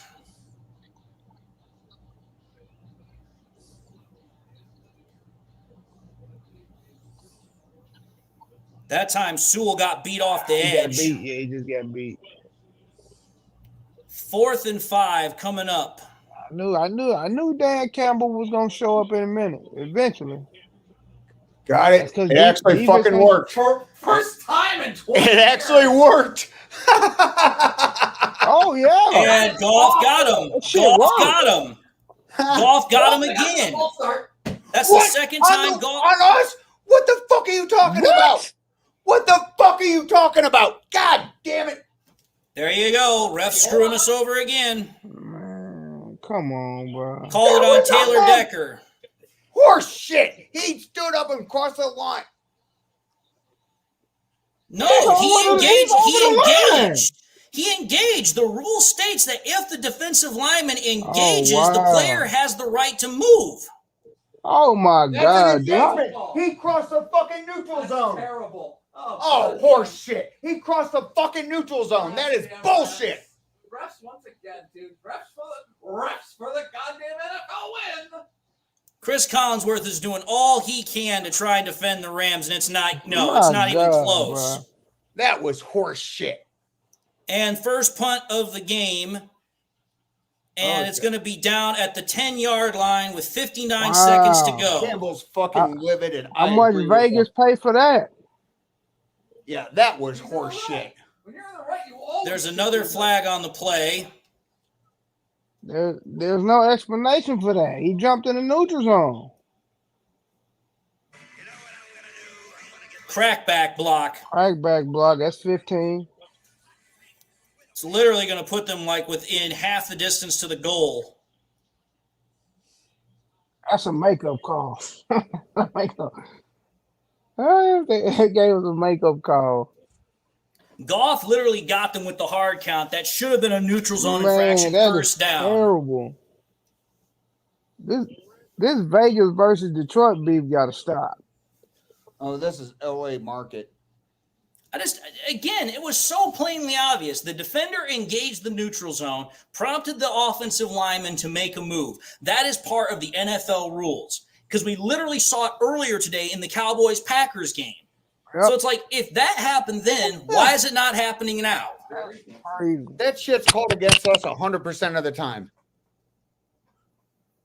Either way, the point of the matter is that this is part of the problem when you're talking about refs in the NFL. There's no consistency from ref to ref crew. Some crews will get it right more often than not, and other ones will not. And it's just like, listen, I don't know what it is, but we always get the bad ref calls that just never make sense. Yep. That was literally, you saw it every time on the replay. I don't care what Chris Collinsworth is trying to say or smoking. The freaking defensive end made a move into the neutral zone, prompted the lineman to make a move to say, hey, he engaged. So instead of calling a neutral zone infraction, they call a false start. Dude, you cross that plane of the ball, it's a flag on the defense. It's always supposed to be. I got that call a bunch of times. It's a flag on the goddamn defense. Of course, I never got any flags when I played football at all. You believe that, right, Dave?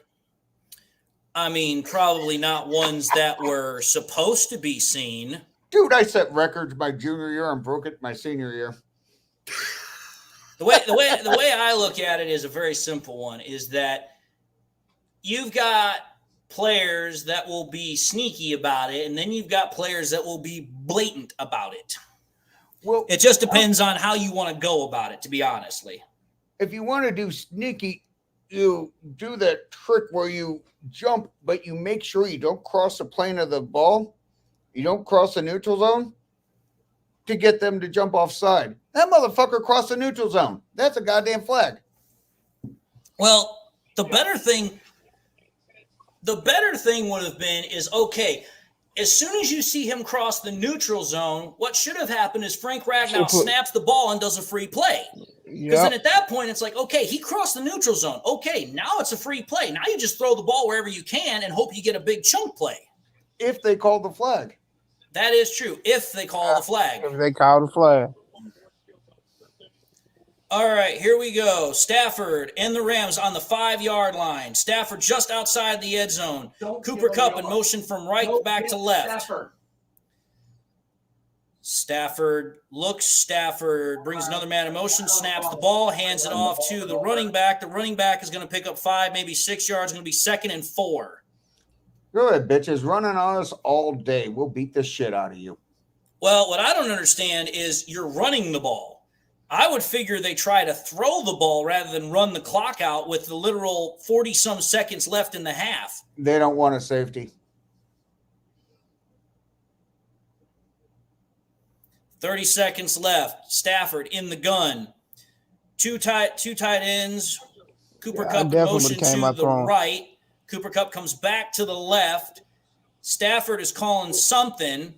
Look out for the deep pass here. 2nd and 4. Stafford looks to throw. Stafford throws underneath, gets it to Kupp, and Kupp's going to get the first down, but now we're down to 9, 8, 7, and that's going to be the end of the half. The Rams are going to go into half down by 4 to start the second half with the ball. This really should be 28-10, but whatever. Yeah. Well, it should be a lot of things. This should be at least 24-17 one way or the other. But it's yep. Oh, get Sean McVay out of there.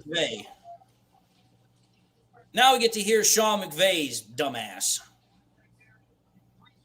Shows here Sean McVay is 4-3 when trailing at halftime.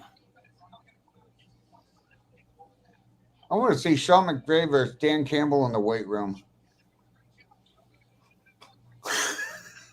Did he just say off the grass when you know you're on artificial turf? Dan Campbell would beat him in a race too.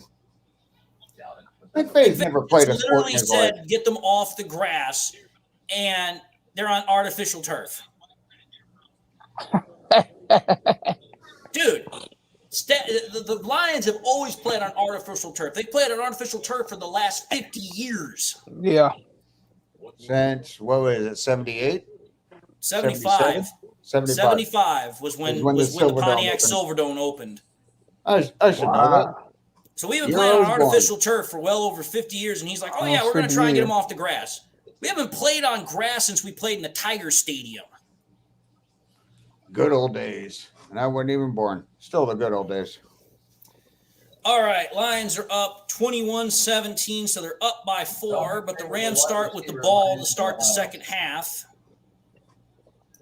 Hold them to that field goal was huge. That's gonna be huge later on in the game. Well, what's going to be really huge is whether or not Glenn can figure out some crap.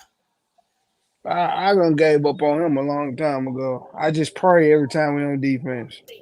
I've prayed a lot this week. And I'm a God-fearing man, and I prayed and prayed and prayed and prayed some more. I've been praying since we won and knew we were going to be playing against the Rams. Yeah. Which that was staged, so we had to pray for that because we clearly should have been playing the Packers today, but hey.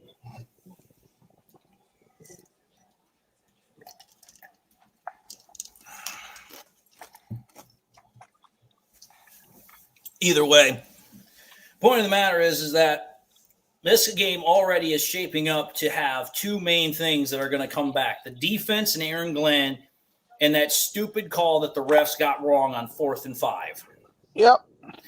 Because you take that call and you put it the right way, the Lions get a first down, they keep driving down the field, probably score a touchdown to end the half. Yep. And then instead of being up only by 4, they're up by 11. It's all right. We got this shit. Be confident. What's the Vegas spread? 3? I think it was either 3 or 2.5, one or the other. Lions were favored by 2.5 or 3, something like that. Okay. So either way, the point of the matter is that both quarterbacks are playing almost as good as you would expect them to play. And quite frankly, the Rams defense is almost as bad as the Lions defense right now. Yep. The only problem is that our defense can't seem to figure out how to just cover anything because we can stop the run, can't stop the pass. Or create pressure or get turnovers. Well, I don't know. All I do know is that if I'm Campbell, I am getting in Glenn's ass because I'm like, dude, this is not going to cut it. That's his buddy, I can't listen to this halftime show because we're going to hear it from Chris Sims, and Chris Sims is a golf hater from hell. Chris Sims on PFT every single freaking week always finds something negative to say about golf. Chris Sims hates every quarterback that's better than him, which that means he's better than him. That's what I was going to say. He just hates any quarterback that's not him. Yeah, and that's about everybody.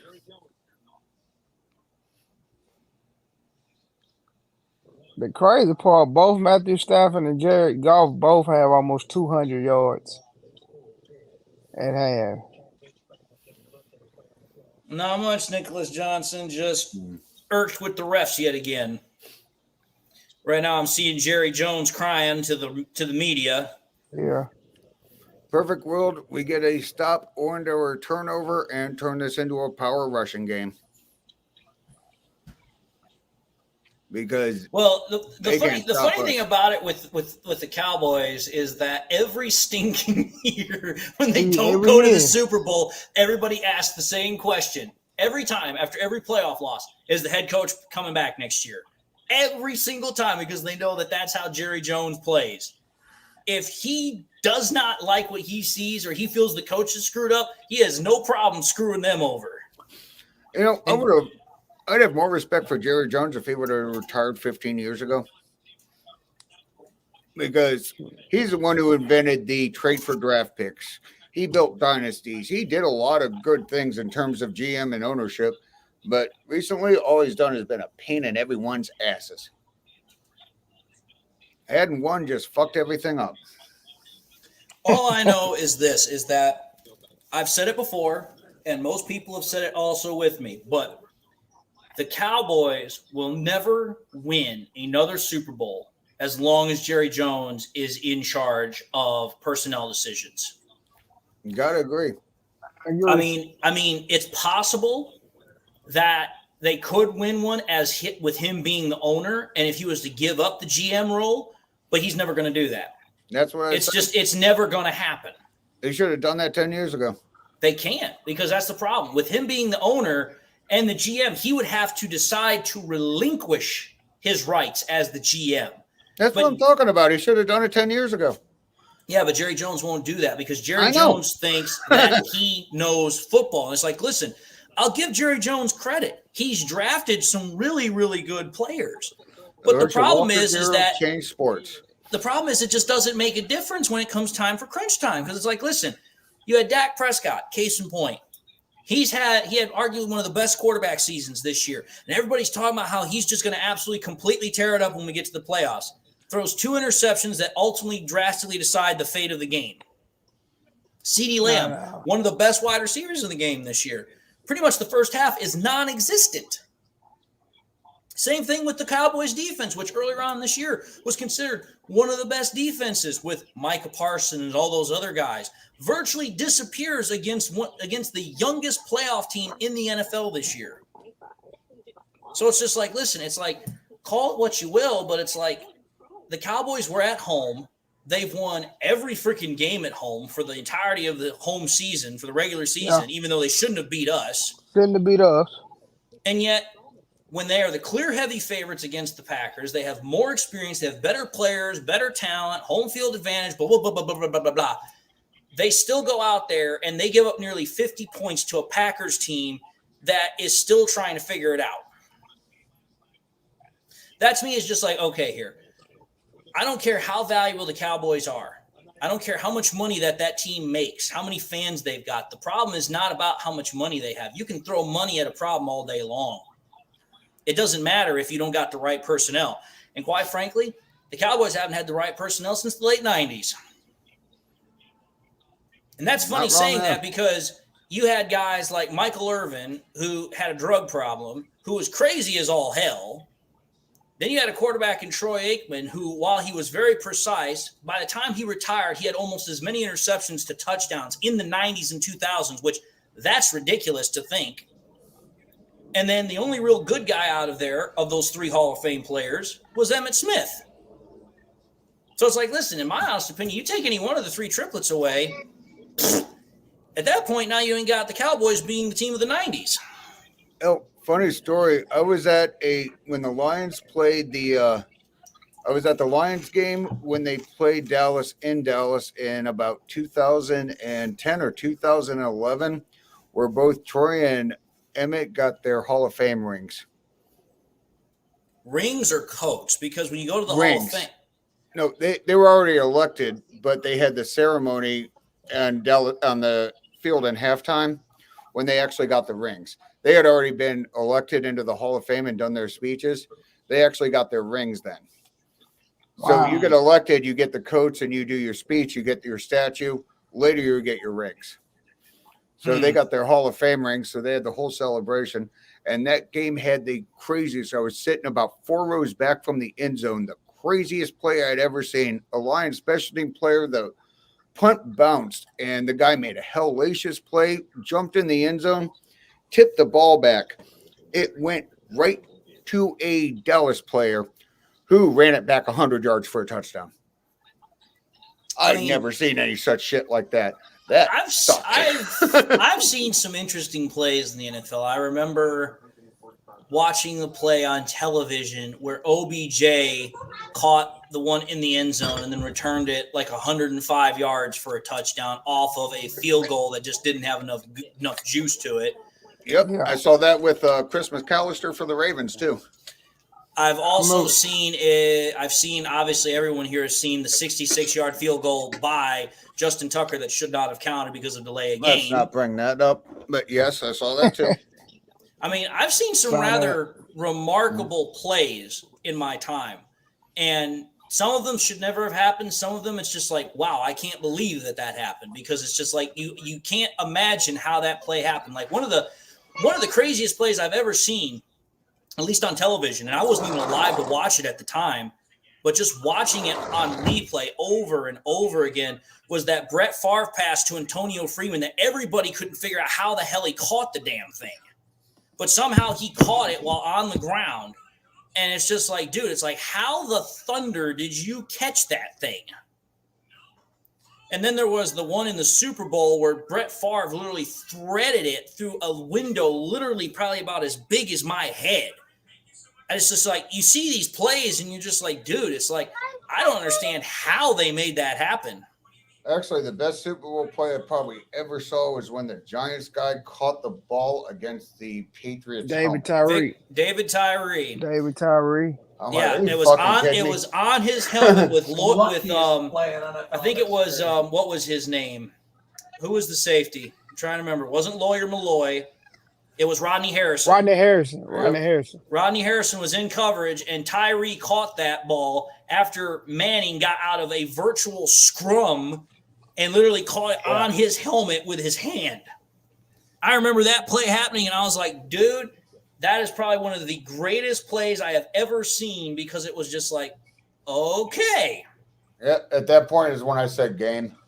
Well, another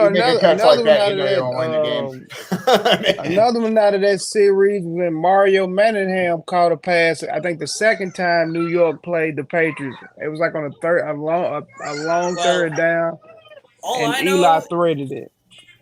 All I know is that one of the best plays I ever saw, for me, oh good Lord, any play that involves either Mike Allstott or John Lynch with those hits is an awesome play. You just watch those videos that people put on YouTube that show all the hits with the boom and all that nonsense. That's always a fun video for me to watch because I love watching those plays because it's just like, that's football right there. That's football. Actually, one of my other favorite plays live is I went to the Thanksgiving game in either 91 or 92. My dad took me when Barry was playing against the Denver Broncos. Two people had Barry wrapped up. Steve Atwater came in for a kill shot. Barry stiff-armed Steve Atwater on a kill shot and put him on his back. I'm like, are you fucking kidding me? I mean, that's Steve goddamn Atwater. That's crazy. That's Steve Atwater. Yep. All right. Game is officially back. Right, let's go. Let's get back going. Let's go. And Jack Fox is set up to kick the ball. Kick is away. And kick is out the back of the end zone. Touchback. Rams will start at the 25-yard line. Hopefully the defense is going to have some Red Bull and some Hennessy. Let's keep this thing going. Thank you, Campbell. Thank you. No more explosive touchdowns. Thank you for talking about the defense. I love what Bobo Yu says. Sometimes you have to need meaner than evil. Stafford is in the pistol. Two wide receivers to the right, one to the left. Man in motion to the left. Stafford snaps. Stafford looks to throw. Stafford gets it out. Stafford throws it. Completes it over the middle to Robinson. Complete first down. The last goddamn thing we needed. I mean, Aaron Glenn does not cover the middle of the field at all. That's why I always say don't blitz the middle of the field. Like, we never guard the middle of the field. Ever. I think Aaron Glenn thinks Bobo Yu says be meaner than evil. I wonder what meaner than evil is. Just absolutely diabolical. Me? Stafford under center. Yeah. I like diabolical. Stafford snaps, play action, looks to throw. Stafford gets blitzed, thrown off his side, throws off down the field, and way overthrown. Pressure got into Stafford's face, 2nd and 10. Good catch. Justin Johnson says that was a clear hold on Hutch. Oh, yeah. It's legal to hold clutch in the NFL. They don't call any holds on Hutch. That's technically not a hold. He just couldn't get around him. Oh, yeah. That was a hell of a catch by Jamo on the sidelines, though. I'll give him that. All right. 2nd and 10 for the Rams offense. Stafford in the gun. Two wide receivers to the left, one to the right. Man in motion from the left to the right. Trips right. Stafford snaps. Stafford looks to throw. Stafford gets it out. Going to pump, and then he's going to get sacked.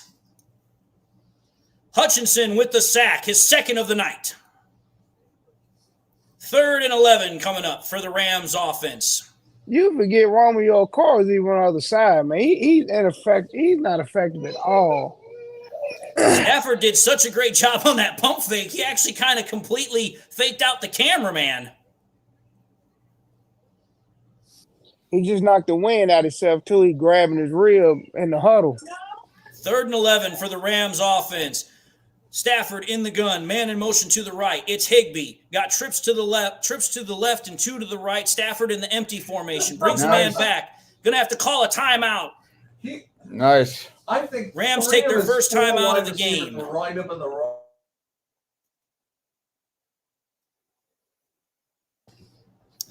Rams are going to take a 30-second timeout and give the Lions 30 seconds to figure out how best to handle this.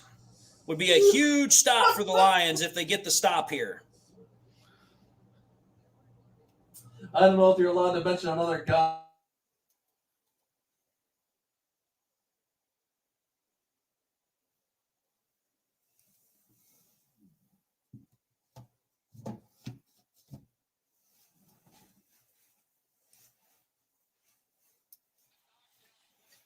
All right, here we What go. you think they paid Chris Collinsworth to say the shit he said? Probably quite a bit. Stafford in the gun. Man in motion to the left. 3rd and Exactly 11. how America feels about that game. Stafford Don't snaps. throw it down. Stafford looks throw to a throw. fucking Stafford flag. throws Put it your up. fucking crying baby bitch hands down. And it's going to be incomplete. Shut up, Miguel. No flag. Oh, Jesus No Christ. flag on the There's play. no pass 4th and interference 11. The there. Rams are going to If have to anything, punt. Offensive pass interference. So shut the fuck up. Nice coverage. Punt that shit, bitch. Punt that shit. Threw up a punt. You can't. Everybody got right for the ball. Lions defense finally gets a damn Finally stop. got a 3 and out, stop. but essentially it was. Oh, damn. We almost got a Finally. block there. 4th and 11. gotta- Rams punter gotta- gets the punt away, and it's going to go all the way into the end zone, and the Lions are going to start at the 20-yard line. Who's returning punch tonight? We know since Khalif Raymond's out. Is And it, Goff is getting set to warm up to come back out to the field. they need to let J-Mo return punch. Well, Nice stop, D. Nice stop. about damn time. And look at what happened. You get a sack on Stafford. Now he's starting to think about stuff other than throwing. Exactly. That's why I keep saying send them, and send them. If they're going to complete a 50-yard pass, you might as well be doing a blitz while they do it. I mean, am I wrong? Nick Burton over here says they talking about Stafford like he's God. Last time I checked, there's only one. Well, it's funny because I hated Stafford when he was for Detroit, but now he's for LA, so now he's God. Funny how that Think works, about isn't it. Think about it. Detroit back in those days, nobody gave a crap about Detroit. Now that he's out in LA, think about it. How many sports franchises are out in LA? You got the LA Clippers, you got the LA Rams, you got the Dodgers. It's just like Dude, they have 2 basketball teams, 2 hockey teams, 2 basketball teams, a hockey team, 2 baseball teams. Yeah, they have the USC Trojans. Well, think about it also on top of this. Trojans are about name team. one other place other than LA that has a better media buy market. The only other place is New York. LA is the second highest media buy market. So it's like they're not going to say anything bad about them. Nope. LA has the same I'm not going to say the same amount, but LA has a large amount of media buy coverage out there. So again, follow the money. Wait, 2 football teams, 2 basketball teams, 1 hockey, 1. And think about it. LA has baseball, how many teams out there that have won championships? Like literally a crap ton of them. The Kings have won a championship, if I recall correctly. Hell yeah. The Clippers have won championships. The I didn't know if the Lakers Clippers have won did. they've won so many championships out there. The Lakers won a championship? Oh, only about 11 or 12. I mean, for crying out loud. That was funny. Come on, that was funny. Oh, I know. I'm just simply saying let's see here. Those old Laker teams between were the bad 70s Lakers, between Kobe. I mean, come on now. The 80s Lakers. Yep. Yeah, I'm on now. Yeah. Magic. I was about to say Magic. Kobe. About to say the Lakers are probably the most successful team. Goff snaps, hands it off to Montgomery. Montgomery is going to find a hole, going to pick up about 3 or 4 to make it a 2nd and 6. All right. Ugh. Come on, get out. All right. Bobby Hughes says, channeling miracle. How do you beat them? You attack them. You take the game and shove it down their throats. And speaking of the Lakers, cheers to Jerry West, West Virginia Moonshine. Prior to West Virginia. 2nd and 6. Laporta in motion. Goff snaps. Play action. Goff looks to throw. Goff gets it out. Gets it to Reynolds, and Reynolds dropped it. Oh, he's wide open. Reynolds Oh, my God. Reynolds was having a great game up until that point, but he just plain out dropped that one. Oh, did that get hit? Or is that No. just me? Nah, he Reynolds just dropped it. Oh, Goff yeah. got it to him to lead him, and he just dropped it. He's wide open. 3rd and 6 for the Lions offense coming up. We're good. Goff in the gun. Trips to the left, 1 to the right. Goff snaps. Goff looks to throw, throws it deep, gets it to St. Brown on a deep throw, and St. Brown keeps going. And St. Brown's going to get down to the 45-yard line. Great throw down the field by Goff to St. Brown. The God is in the building. The God. They can't tackle us or out-muscle us. Turn it into a muscle game. Look at this shit. They can't tackle St. Brown. They can't tackle Laporta. They can't tackle Gibbs. Turn this into a muscle game. The God. Goff just did a great touch pass right there. Goff under center. Laporta in motion. Goff snaps the ball, pitches it out, and Gibbs is going to just pick up 1, maybe 2 yards. Probably get it back to the line of scrimmage. Going to really depend on where they put the ball placement. Josh Reynolds almost got called for holding.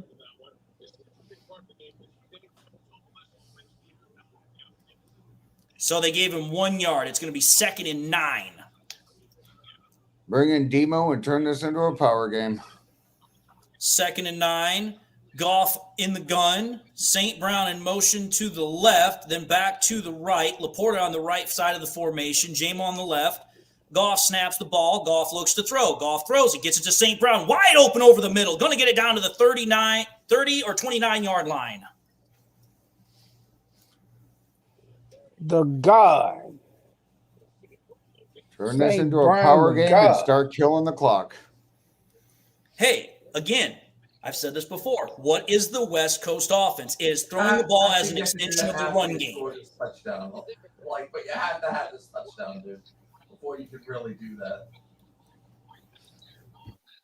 Okay, on the 30-yard line, maybe the 29-yard line, depending upon the spot. Goff in the gun, trips to the right. Goff snaps it. Goff gives it to Gibbs, and Gibbs is going to try and find the corner and going to get nowhere. Loses 4 yards on the play. Stop bouncing it outside, Gibby. No shit. Run that shit across the middle. Get what you can get. 2nd and 14 coming up for the Lions offense. That's where you're going to. We don't run. One thing I noticed. Well, the problem was Sewell Ben actually on that play, he really missed the block because instead of going up to the second level, he was looking inside. And by the time he turned his head around to go outside, the guy had already made the play. I'm using the Madden terminology. 2nd and 15, Jamo on the right side. Goff snaps the ball. They're going to bring pressure. Goff steps up and going to get sacked.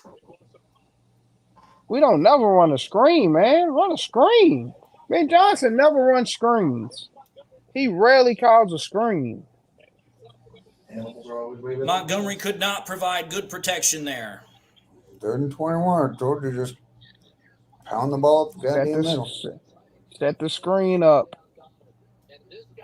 Montgomery missed that block there. Yeah. Right in his defense doesn't happen very often.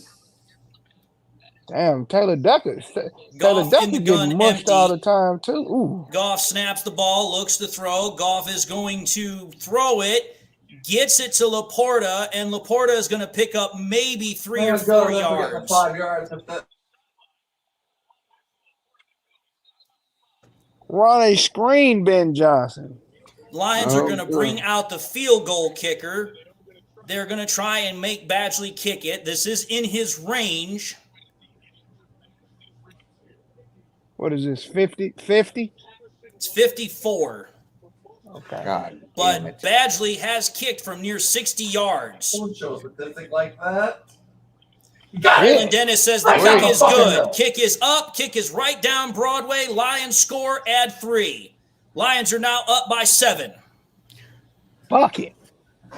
Good job, Michael We'll take it. Badgley. Sure as hell no way freaking Patterson was going to make that. Still say we should have taken Moody over Hooker. But that's me. You will never let that one go. Nope. To be fair, that's the longest field goal kick I think I've seen from a Lions kicker since we last had Prater. Prater. What 'Cause, was I it, mean- 32 yards? No, I think the longest one I'd seen up to that point was like high 40s, maybe. Yep. But Lions are now up by a touchdown, so they're at least keeping themselves at least ahead of those sticks. Oh, no. Maybe we could have traded that third pick to the Ravens for Tucker. That would have worked, too. I just actually thought about this, too. Riley Patterson was on the Browns team that got beat by the Texans last night. Oh, wow. Wow. 'Cause I I was literally wondering saw- what happened to Riley Patterson. I was wondering what happened we to him. cut him. Then the Browns picked him up on their practice squad. Their starting kicker got injured with a hamstring. So then they elevated him. And I literally saw him while the Texans and Browns were playing. He was on the sideline trying to, Warm up. warm up. And they never used him. Didn't we trade a 7th-round pick for Patterson? We did. Yeah. Okay. We did because I think it was prior to the preseason, we traded a 7th-round pick for him because it was to try and combat Michael Badgley with Patterson. Patterson won the job. Then Badgley got signed by the Rams, then got cut by the Rams. Then we brought him back on the practice squad. Then we cut Riley Patterson. Then we elevated Badgley. Like literally, it's just been like this with Badgley and Patterson, just back and forth, back and forth, Yeah. back and forth. Or we could have Let's get drafted Hooker or we could have drafted Moody in the 3rd, and it would have been a question for the next 20 years. But I digress. Well, either way, the whole point of the matter is just that, I've said it before and I'll say it again. When we have a competent kicking program and a competent kicker, we're much better as a team. And it's like, listen, nothing against Badgley, but it's like Badgley is not a long-term solution for us. You've got to find one. Yeah. And for me, it's like soccer is one of the most popular games in the world. You should be able to find a soccer-style kicker somewhere. Yeah. Well, I mean, I think kicker is just entirely too underrated. Until you have an elite one, then everyone loves their kicker. If you have an elite kicker, they're the greatest. But if you don't have an elite kicker, no one cares. So get an elite kicker. It's pretty easy. Kickoff underway again. Jack Fox kicks it away and is going to be coming out the back of the end zone. Rams will start at the 25-yard line. I need to let Jack Fox kick one. That's what I was thinking. I mean, 'cause he one of the best weapons we got. Yep.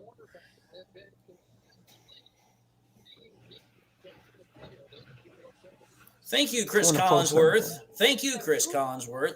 Just want to keep rubbing that dirt in. We know who your favorite is. Stafford's going to be in the pistol formation. Nakua in motion to the right, back to the left, 1st and 10. Stafford hands off, and big hole, and it's going to be a pickup of about 5 yards for the Rams offense, tackled by Anzalone. Oh, way to come up. Yeah, knocked his ass right out the game. There you go, CD. There you go. Yeah, Williams go moving head off on. to the Go sideline. head on. Hey, Dave, speaking of Chris Collinsworth, could you imagine how much John Madden would love this Lions team? Oh, Madden would love this team. He would have creamed his jeans over this team. If he ever wore jeans. He still would have sent Thomas better. Stafford under center, man in motion. It's Nakua. Stafford brings another man in motion. Stafford snaps, play action, looks to throw, sets up the backside screen. Plenty of blockers out front, and going to be tackled by Campbell and stopped. But it's a first down for the Rams all the same. 17-yard play gain right there for the Rams. All right. We need this ball back now.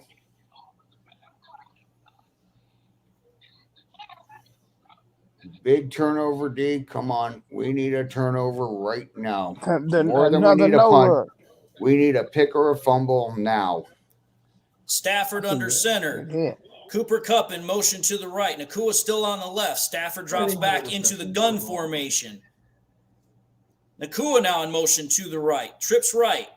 Stafford snaps it, surveys the field, gets pressure, throws it, gets it to Nakua, and Nakua is going to get down to a yard short, going to be 2nd and 1 coming up. Man, Kirby seems to be getting a chip on her shoulder. Maybe. I believe I'll get there at some point. He's probably tired of watching everybody get burnt. Well, think about it. Nakua at this point already has 115 yards. It's like, dude. All right. Stafford in the pistol. Cooper Kupp in motion to the right. 2nd and 1. Nakua on the left. Nakua motions, comes back to the left. Stafford snaps, hands the ball off. Going to be a first down as the running back powers over 2 different runners. C.D. Deuce came up and made the tackle after Sutton got overpowered. Damn, Sutton ain't worth nothing. He can't tackle, can't cover. Shit, he just out there. Sad thing is, he's our number 1 corner. Well, he's our number 1 corner only in title only. That's only because he's the best cover corner we've got, which at this point ain't saying much. Yep. All right. Stafford in the pistol. Man in motion from right back to the left. Cooper Kupp in motion to the right. Stafford snaps. Stafford throws quick to Cooper Kupp. Cooper Kupp reception. Going to get tackled out of bounds by Kirby Joseph.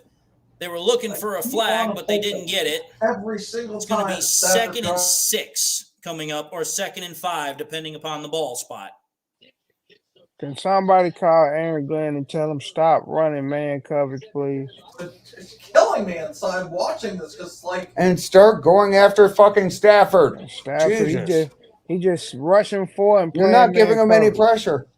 This You're is like rushing 7-on-7 at practice. 2nd and 6. Stafford in the gun, trips to the left. Stafford snaps. Stafford looks to throw, surveys the field, throws it, gets it out to Higbee, and Higbee's going to pick up a big play, going to get all the way down to the 10-yard line.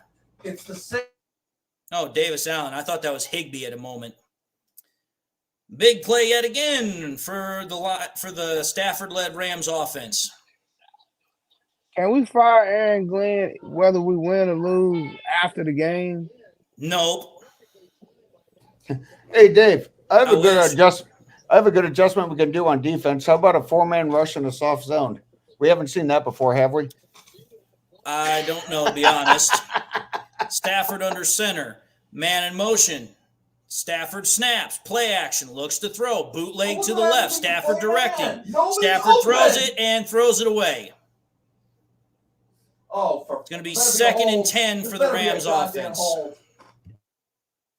But there is a flag on the play now.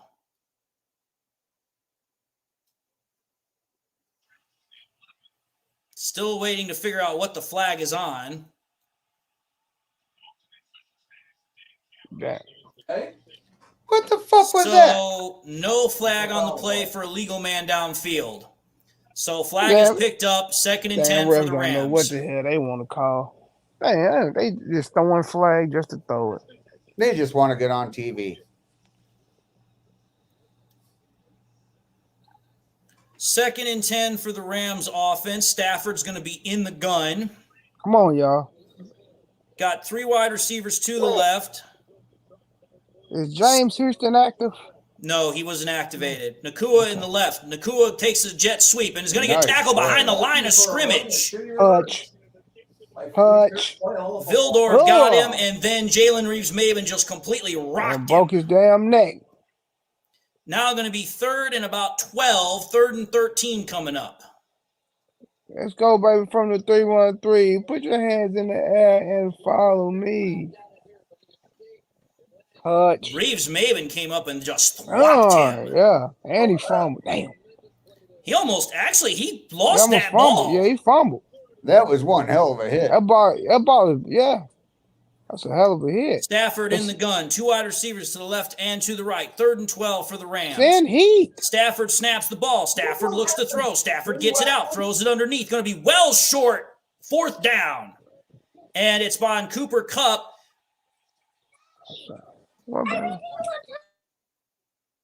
But Stafford's now hurt. He's clutching his arm, his hand. Something's wrong with Stafford. Stafford is hurt.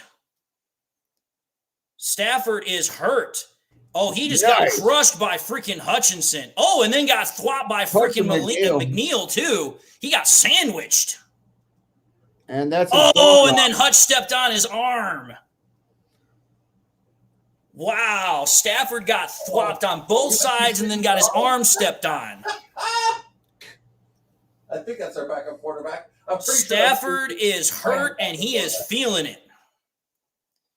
Rams are going to send out their field goal kicker for the 2nd time. Kick is up and kick is good. Rams are now down only by 4. That might be an omen right there. Stafford might be hurt, but there is no way he is not playing. And yeah, Rich Hustle, you're correct. Hutch did not step on his arm on purpose like a former Lions player that we know of, a.k.a. Sue. But nothing wrong with that. But still, Stafford is feeling it. When I can. Always with that, the Lions will get the ball back with a chance to fully extend their lead to 11.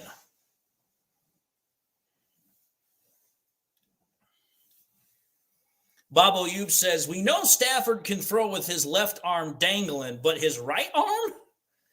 I mean, Stafford, I don't know. Stafford is one of those guys that I don't know what to think, because I know for a fact, you go back to that first time he got injured against the Browns, he separated his damn shoulder and then came back into the game. So it's like, at this point, now he's hurt.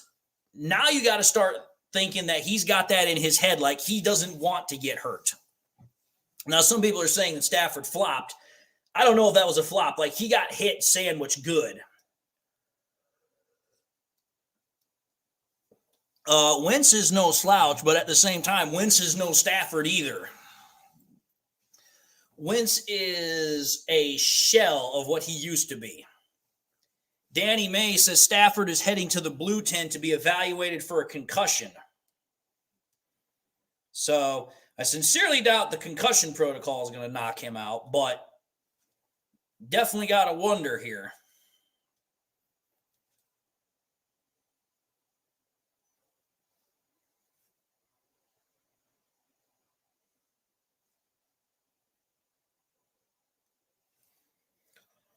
Whoo! Hey, DC, Coach, you guys want to know what's going on in the other game? What other?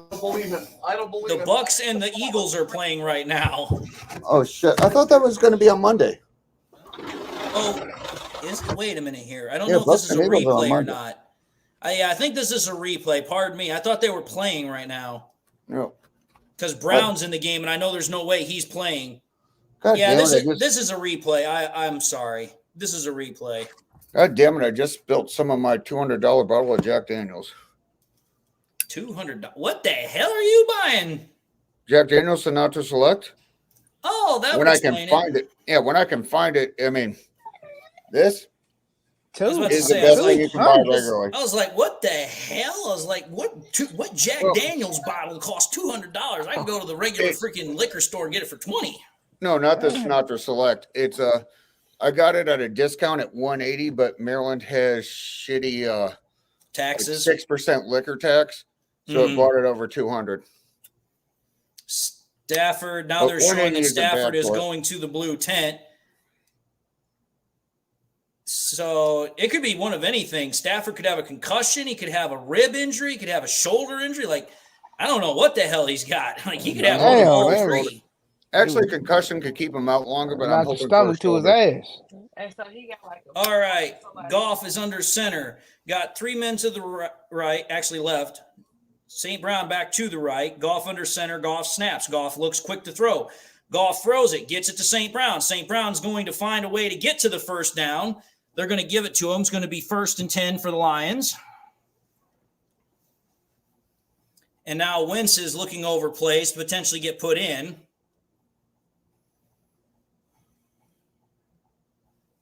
Wow, Stafford gets hurt in Detroit. Shocker.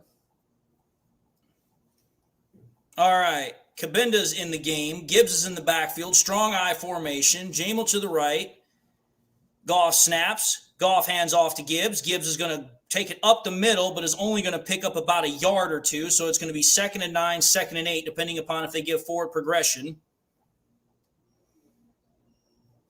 It's weird they put Gibbs in instead of Demo on that, but oh well.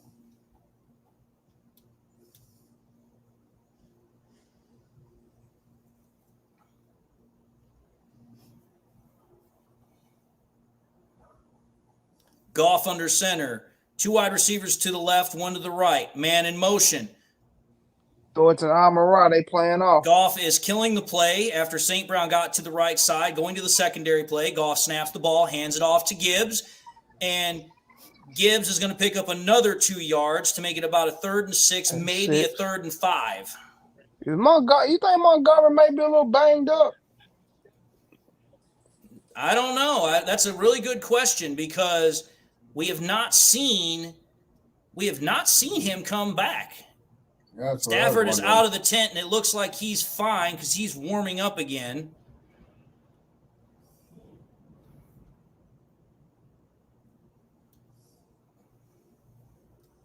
Third and 6 for the Lions. Goff snaps. Goff looks to throw. Goff steps up. In. Boy, Craig Reynolds can't pick up shit. And Goff gets tackled for a sack. It's going to be 4th down. Damn, Craig Reynolds can't pick up shit.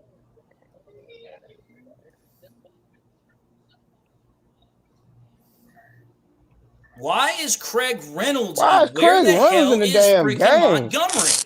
I think you're right. Demo must be banged up. Where the hell is Montgomery? He must be hurt. He's like the Lions. I don't give a damn what's going on. If I was case, Third go quarter is wide. officially over. Now we're in the 4th quarter. Fuck me. Hell, you put Craig Reynolds in a game, there's nothing good happens. Okay. They know you passing the ball, you're not gonna give them the damn ball.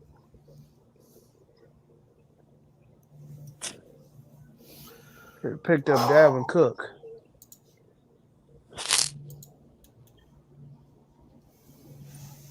Demo must be banged up. I just don't get it. Like, We we didn't hear anything from the reporting staff that Montgomery was hurt. So I don't know why he's not playing right now because it was not reported from the staff that's on the field at halftime. It's not been reported since we got back to the game. And that's the only thing I could think of. Well, I just don't get it. It's like they've had Gibbs and they've had Reynolds in there, but Demo has not come back. I mean, that's the only reason I could think of. He had he almost had like 50 yards over 50 yards in the first half. Well, I don't know what's going on with Demo, but it would be nice to know what is going on with him. Is there anything on X? I'm not as far as I know, because I have not seen an injury update from Twitter or from the Lions PR department. So as far as I know, there's nothing going on. So I don't know what's going on. That's why, again, I'm saying it's kind of confusing because it's like, well, you would think that if there was an injury, it would get reported.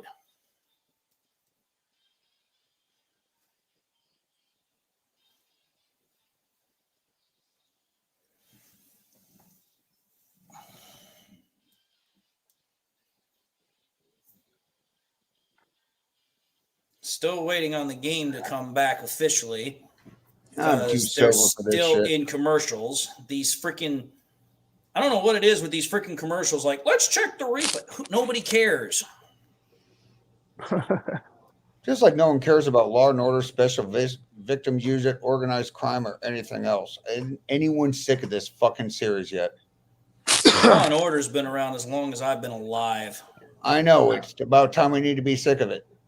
Yeah, I still. All watch right, it. about time. We're finally back to the game. Looking at my girlfriend's eyes and going, "Be my special thing." So what happens now? Let's play football now. 15 minutes left, and the Lions are going to punt the ball.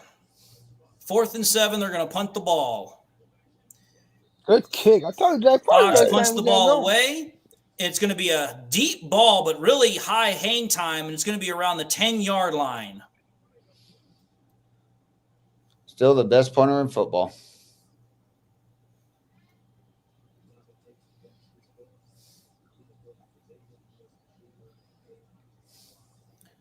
Oh, point, man. We gotta heat Matthew Stafford up. We're gonna hit him, but we gotta heat him up, man. We gotta get him off the spot.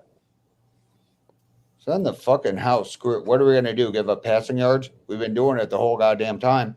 Might as well send the goddamn house after him. All right. Screw up his rhythm, screw up his timing. It's obviously what you're doing isn't working. Like Stafford Agreed. comes into the huddle. timing. Stafford is something. calling the play in.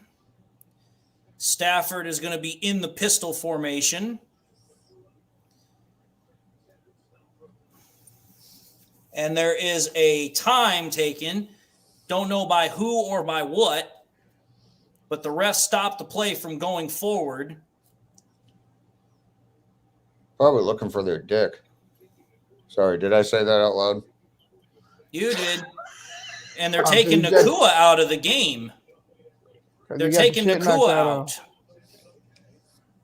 Nakua is going back to the sideline, probably to be reevaluated. They let him back in. No, they let him back in. This shit? What is going on here? Tell me how they have a neutral guy. That's like, and he is neutral. A guy who's supposed to spot. Okay, so they stopped the clock for a medical timeout so Nakua could be evaluated, but he'd already been evaluated. The referees weren't sure if he did the protocol, so they had to ask. Stafford in the pistol. Oh, God. Stafford is going to bring a man in motion. It's an actual NFL Stafford employee. snaps it, hands it off, and huge hole for the 15-yard freaking Rams. Going to get all the way up to the 24, 25-yard line.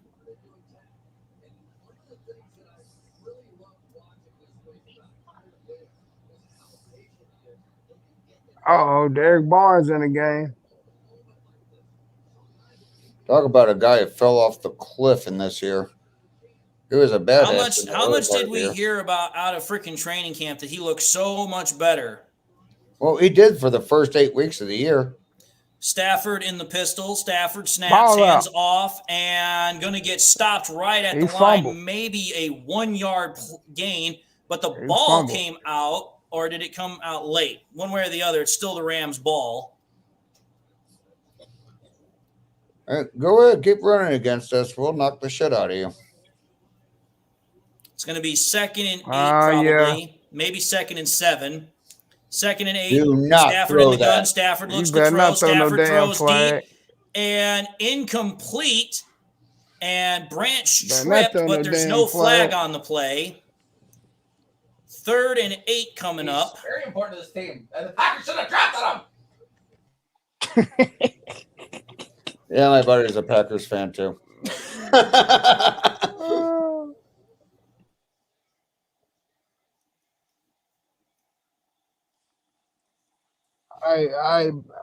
on, guys. Double B. It's when Time you for a come in pick. with a pick. This is normally the time Matthew Stafford throws a pick. Oh, delay a game! Delay a game! What the hell? What the fuck? Delay a game! 3rd and 8. Delay a Stafford. game! They call a timeout, but don't get the delay a game. Dude, how about this? It's no How about way. this thing? It's no way. It was 5 seconds. No, on there's a 0. flag that came in. Delay of game on the offense. Oh, that's horseshit. So they're That's going to get the bullshit. delay of game and take the timeout from them. So the Rams got penalized and also lost the timeout.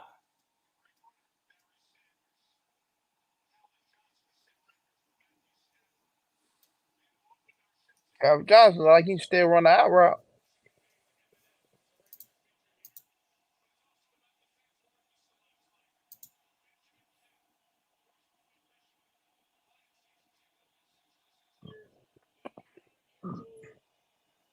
And they gave him the timeout. That's horseshit. It was 5 seconds. And plays in. Stafford in the gun. Good hit. And it's going to be a First throw down. to Nakua on a screen, and he is going to pick up the first down. First down. Rams pick up the first down on 3rd and 8. God. There's some hitting going on out there.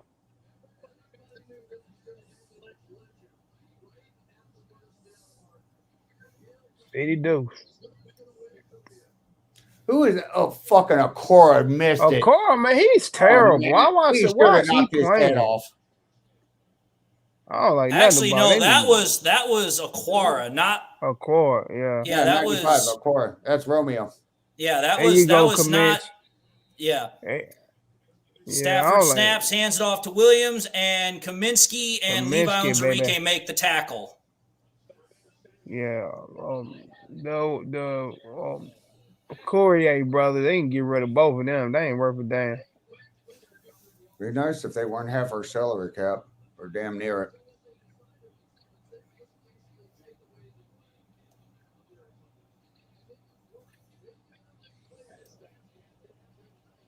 Come on, Hutch. Come on, baby. You're standing up. This is when we normally do work.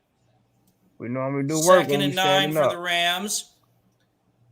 When we standing up, we do work. Stafford's in the gun. Cooper Kupp in motion to the left. Stafford snaps. Stafford throws. Stafford gets it to Nakua. Actually, no, it's to Robinson, and it's a first down. Yeah, that's a good ass. God damn it. That's a good ass throw.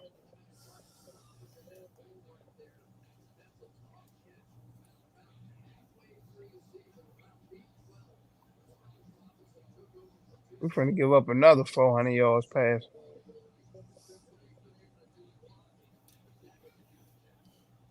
Come on, Aaron Glenn, but he don't never send no time. He finna send pressure now on first down. Stafford in the pistol. 2 wide receivers to the right. Cooper Kupp in motion from the right to the left, and then back to the right.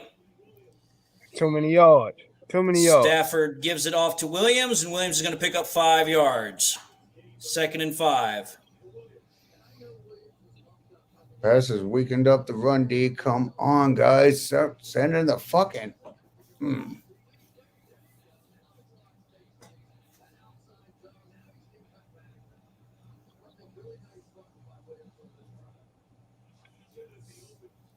Now send pressure. Like, is Collinsworth wearing a Rams jersey tonight?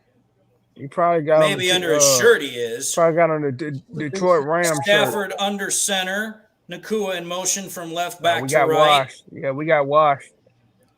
Stafford snaps, hands it off to Williams, and Williams is going to pick up another big amount of yards. God damn it. Come on, D. Cameron Sutton got stiff-armed again. Ain't worth a damn. Just tumbleweed. Look at that hole. Yeah. Damn. That in a hole? Jesus Christ. I mean, can they not? Jesus. I told you, man, Vegas got to cover the spread. Yeah, well, you're not going to like what they do next. Stafford under center. Nakua in motion to the left. Stafford snaps, play action, looks to throw, looks Nakua's way, slings it, gets it over the middle to Nakua, who catches it down to the 14, 13-yard line. Yeah, that don't surprise me. That's typical Aaron Glenn defense.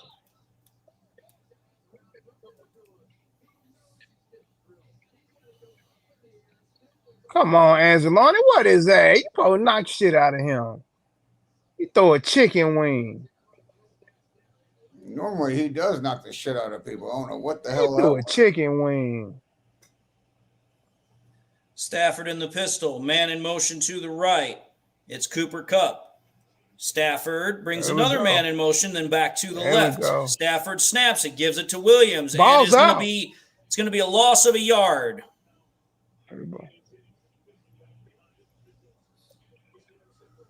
Fuck.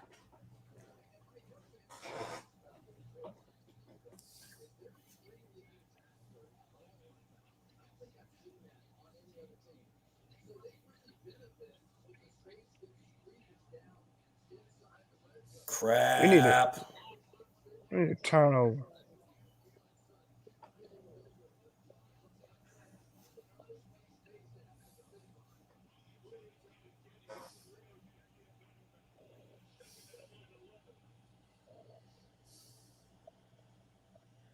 Damn screen. Come on, Stafford Zaloni. throws the ball, gets it to Good job. the running back, and Come tackled on. for a Ah, gain of damn. 3. Anzalone down. But Anzalone is hurt. Yeah, you need to take a breather after you just got stunned on that. You should have fucking killed him. He just That's has a cramp. cramps. Going to be taking a medical timeout for the player. 3rd and 8 coming up for the Rams after the commercial. That almost looks like an Academy Award for Alex there. I think he's fine. He was just sitting there waiting. Who's that translating? Wow. The chicks look like that. I might actually watch the Olympics this year. All right, folks, I'm going to be back in a minute. I don't want to unpack that because Got to go use the restroom. Dude, the best Olympic sport is women's curling, bar none. yeah, or women's beach volleyball. Women's beach volleyball. Fuck that, dude. Curling is chicks sweeping with brooms to see who can sweep faster and better. It is the best women's sport ever. You know how much I love curling, so I'm not going to argue. I mean, who doesn't want to watch hot chicks with brooms? If they could be baking a pie at the same time. Fuck the goddamn pie. I want a clean place. I don't need pie. That's only sugar and carbs. Whatever. Okay. Then cooking you a steak. I don't know. Yeah, well, unless you're my mom and my grandmother, you're really not going to be a better cook than me. So, you know, why have them cook? So your grandmother sweeping and No. I mean cooking. cooking. No, I mean, the best cooks ever are my grandmother and my mother. So, I mean, other than that, I'd rather cook.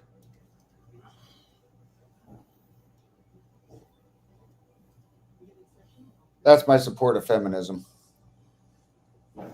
Right, Dave? Yes. Women No, I'm looking at the ESPN play-by-play. It just showed the next play. Matthew Stafford passing complete to Cooper Kupp. It's going to be 4th down. 4th and 8 coming up for the freaking Rams. They're going to have to kick another field goal. Damn, you're way ahead of me. No, I'm telling you, I'm watching the ESPN play-by-play. I'm not seeing the stream.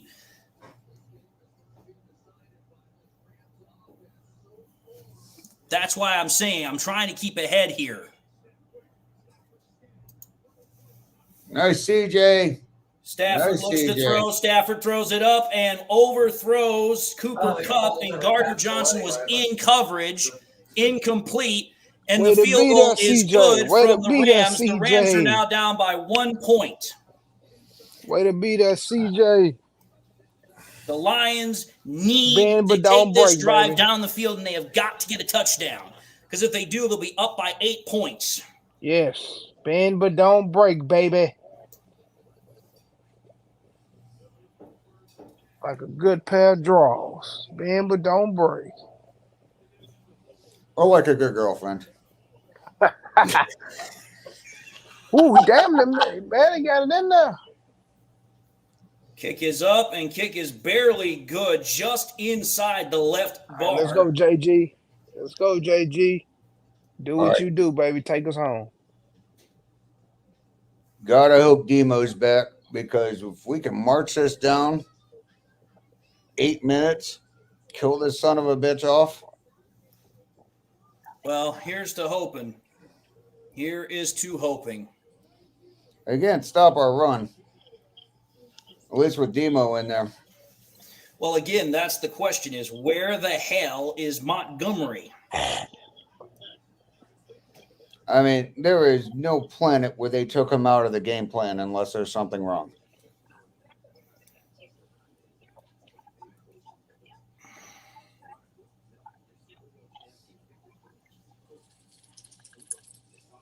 Fuck me. But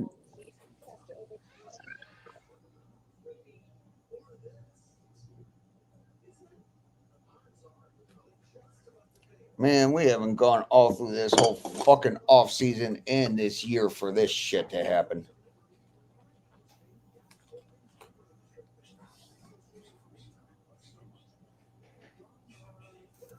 everything's gonna be all right. We're gonna be all right. The ball is where it need to be, and that's in the offense's hands.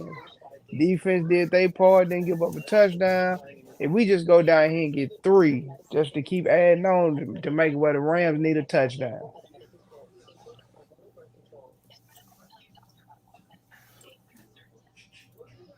Yeah, again, it's not like we don't have an offense that can't break a touchdown at any fucking given play. True.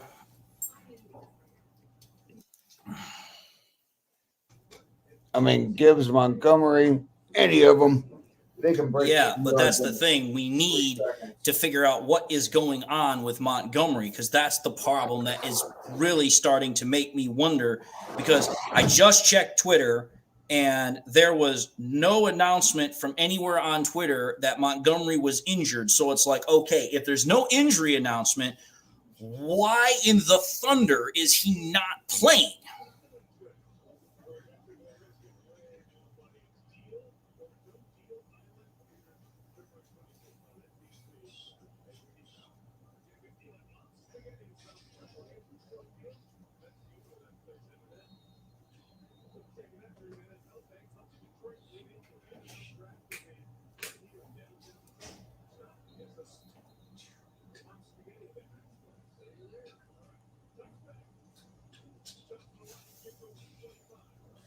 They were right about Jews.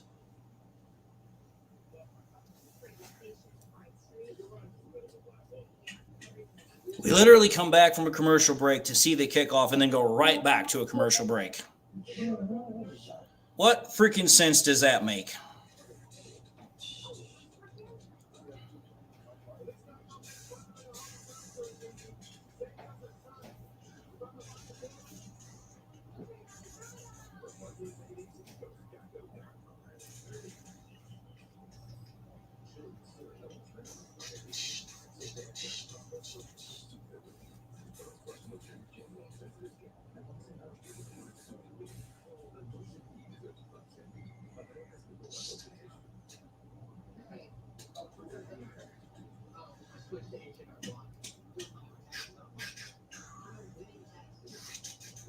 Come on.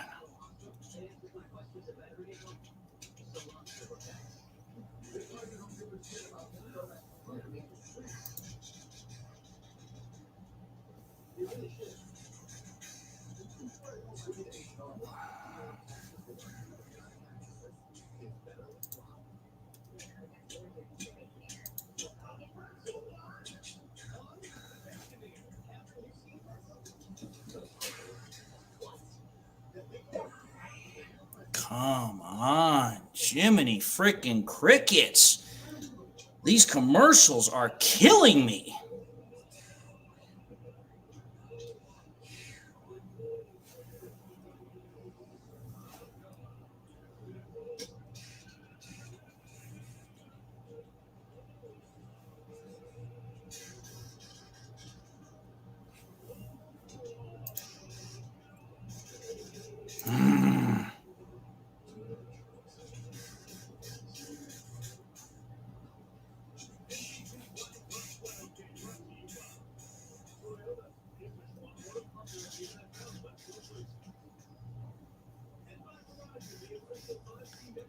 Finally, we're back to the damn game.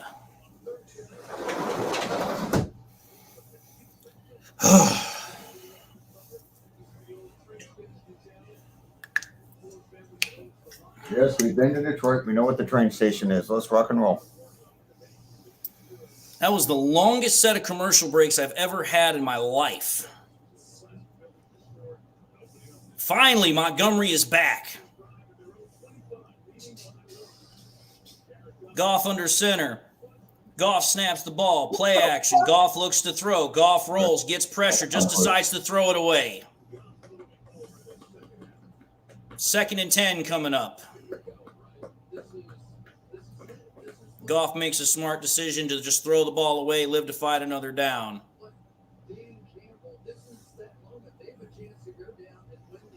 Shut up, Collinsworth.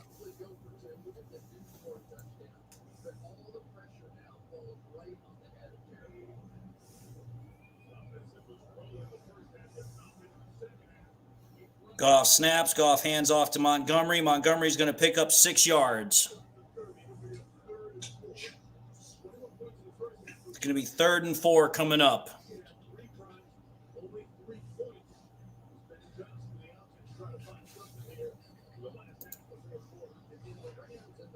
Runner play action.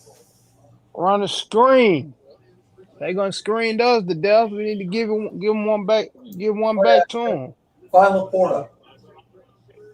There it is. Goff snaps. Goff looks to throw. Goff To gets Josh it. Reynolds. Didn't need that. Sure as fuck didn't need that. Run the screen. They itching for a screen. He threw it to the wrong person, middle field, wide open.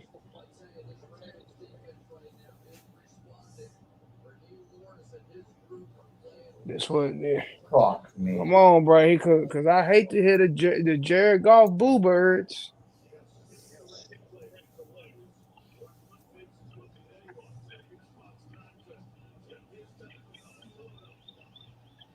Punt is away. Okay, oh, come on. God damn it, Khalil. Damn it, Khalil. And the punt is going to be down at the 9-yard line.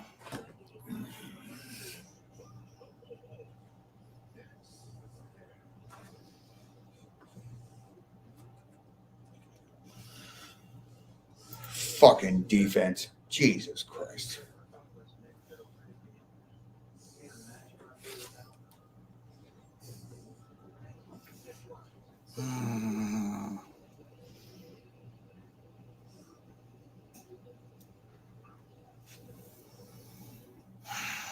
All these freaking commercials and advertisements are just ridiculous.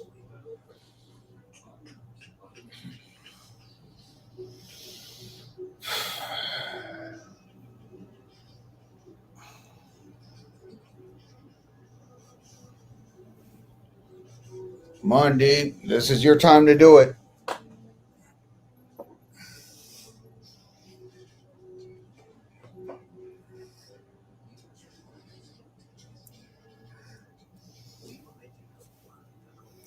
Oh boy, I really, really detest these commercials. Like, this is just ridiculous.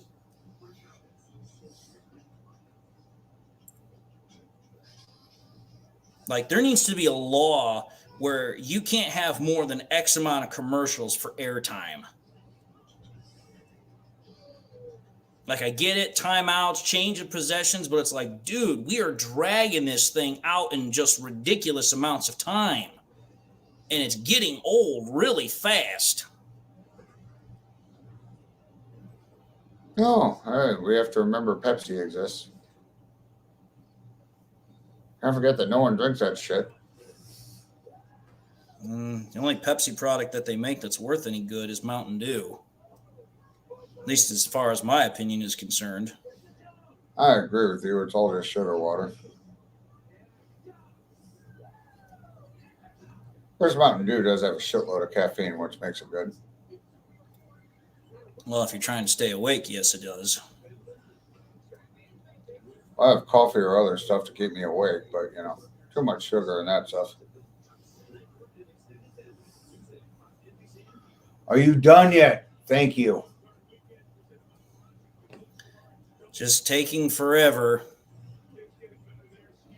I'm literally restarted my phone twice in the time that it has taken this damn thing to get back to commercial. And it's just taking forever. Back.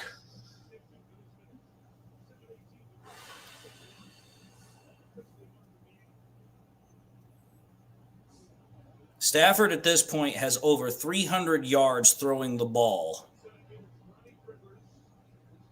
And it's just like this, again, was the matchup that everybody and their brother knew was going to be, oh my Lord, Atlanta. It literally just shows here on ESPN that Stafford completes it to Nacua for 35 yards.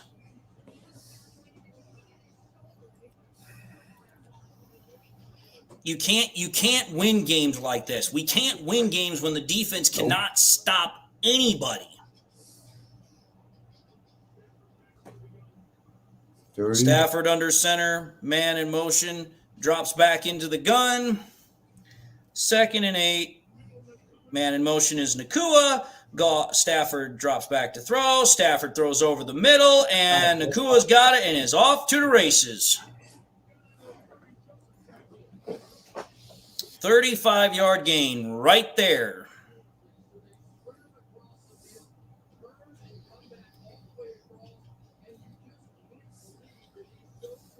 What is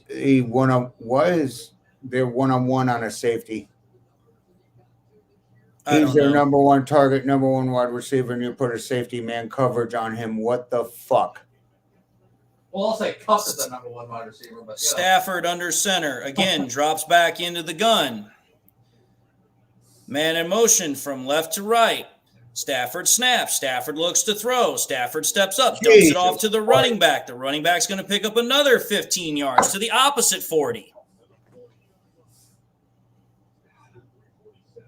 Fucking Aaron Glenn.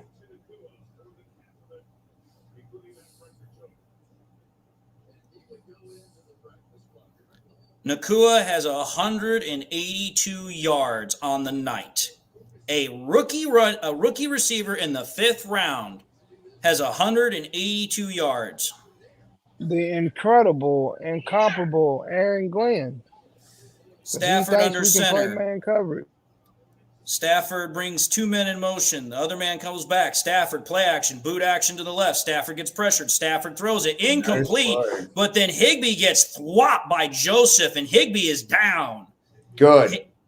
Higbee is hurt. This is the same play that we saw 2 or 3 weeks ago when we played the Vikings and Hawkinson got knocked out.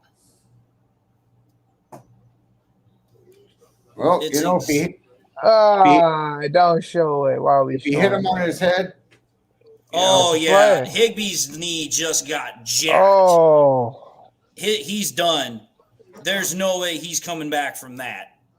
Should have done that in the first quarter. Higbee's knee is done.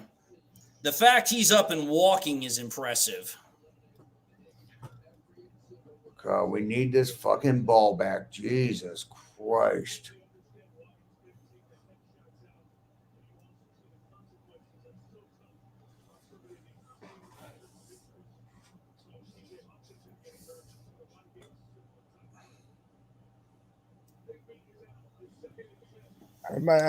Big time hit play right there. Stafford in the pistol.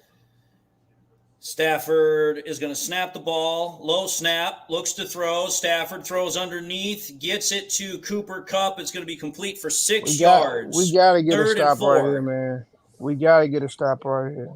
3rd and 4 coming up for the Rams offense.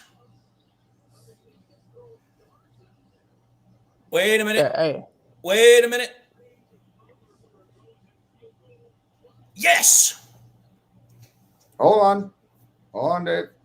No, I'm not saying nothing. We got man. He's gonna throw for 400. 3rd and 4. Stafford in the gun. Trips to the left. Touch. Oh shit! Stafford snaps the ball. Stafford's going to get We pressure. got Staff a throws it hold, too. underneath to the running back, Rivers. And it's going to be stopped, but there is a flag on the play, and it's going to be against the offense. Going to be on the offense. Offensive holding. We don't know what happened downfield, but there's got to be holding on that offensive holding. It's offensive holding against Havenstein. It's going to be a 10-yard penalty. It's going to drop them back 10 yards. It's going to be 3rd and 14 coming up. Yes. Oh, really? You can hold? I didn't know you could call holding against anyone. That's probably the first. That's probably the first holding call that went towards Hutch all year. All year, exactly. Glenn, you better get a stop here. You better get a stop. Get pressure right up in his face. Doesn't matter. They're going to go for it on 4th anyway. Don't put Hutch out wide. You need to put Hutch inside.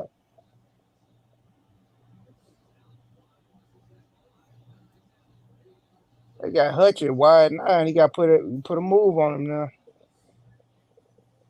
Come on, baby. Let's go, man. Trying to reset the game clock right now. Come on, bro. You all we got. You all we got. And none of those smucks. False start. And there's going to be another timeout. Please, the Rams take their final timeout. Please have the Rams take their final timeout. Is that their final timeout? No, they're fixing the fucking clock. God damn it. How the fuck can they not run a goddamn clock? Jesus. They're still trying to get the clock fixed. That's not on the referees. No, I mean the NFL in general. Yeah.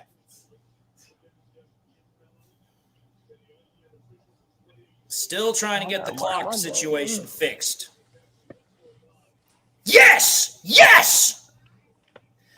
Incomplete pass deep right to Nakua. 4th and 14 coming up for the Rams. Dave, you're ahead of us. No, I'm just reading ESPN because I care that much. That's a good thing, right? Because you're not pissed off. So good things about to happen. All right, cool. I was about to say, just let me have this moment, freaking DC. Let me have it. We all need it. I was about to say, it's like, thank the Lord.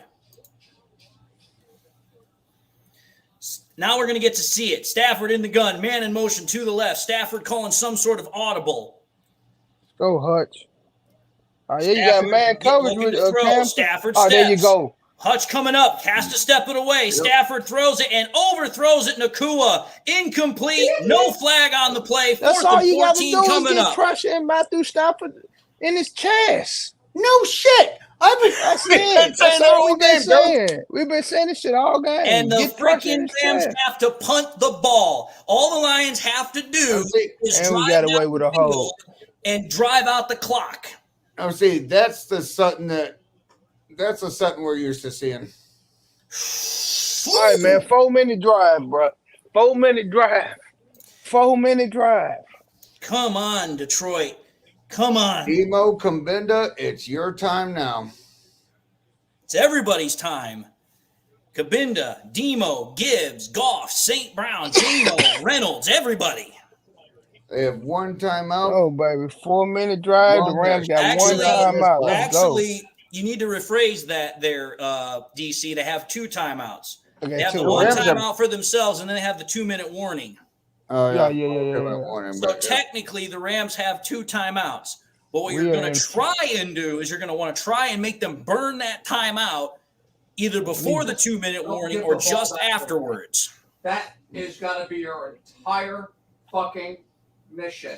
Agreed. What you have to do here, what this drive is you need to burn clock and you have to play the game you had in the beginning of the game, which is steady 4, 5, 6 yard runs, play action, dump off passing. That's what you got to do. Because at this point, you have to just maintain clock and you have to make sure you keep possession. Exactly. Murder that clock. Go Rambo with a 50 cal on that clock. Kill that son of a bitch. Kill this game out. I just hope we don't play safe. Like, bro, we got to play to end the game. No, that's true too. But again, Motown, JMO was there. It's just like, plays are going to be set up either to him or there's just going to be reads that are for him. It's just one of those things where you just kind of have to go with the punches.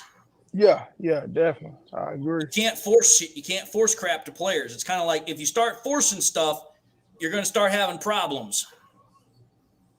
It's got to make sense, so to speak. If we run this clock out enough, and there's a play action there, they're letting Jamo go free. Fuck yeah, hit him.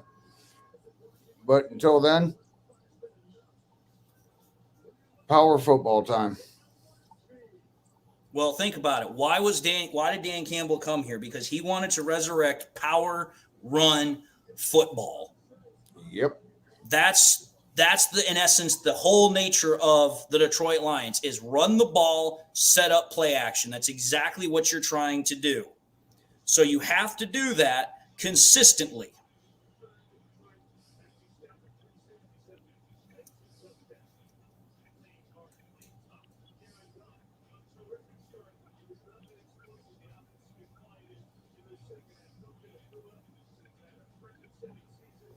All right, game is officially back. I'm almost got 200 yards receiving. This is crazy. Can you imagine a guy named Puka being a badass?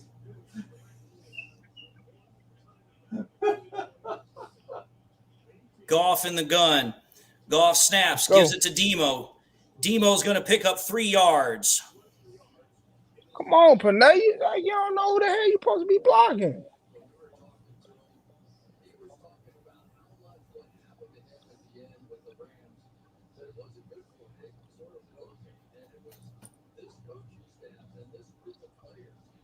Oh, shut up, Collinsworth. I haven't said a goddamn thing correct all night. You're wondering why I was like, I'm not really interested in listening to what that fucker has to say. 2nd and 7 for the Lions. Goff in the gun. Throw an out route. Goff snaps the ball. Goff looks to throw. Drops it off to Montgomery. Montgomery makes a play. Montgomery gets a block by Reynolds. Montgomery gets up 11 yards. Listen to me. 1st and 10 for the Lions. You've been calling it, Coach. That screenplay has been there.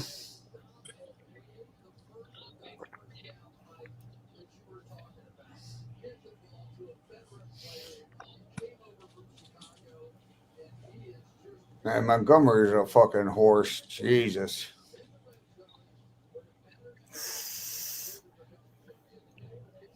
All right, now we can get it down to the 2-minute warning. 1st and 10. Laporta in Come on, motion. they only got one timeout. Let's go. Goff snaps it, hands it off to Demo. Demo's going to get 1 yard. Run away from Aaron Donald. That will make more sense. And now we are officially at the 2-minute warning. You're right, Coach. Run away from Aaron Donald. That will make more sense. Come on, y'all. Shit. I mean, it makes sense. Like, hey, he's on that side. Check. Let's go the other way.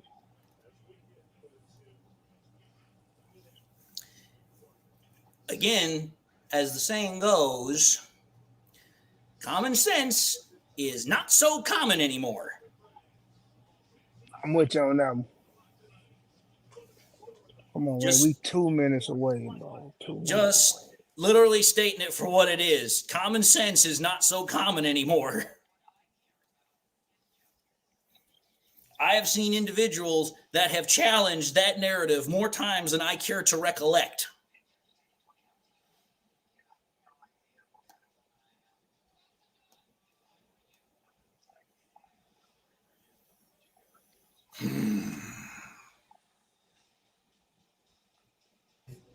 Either that or the bar of common sense has been dropped down to a new low.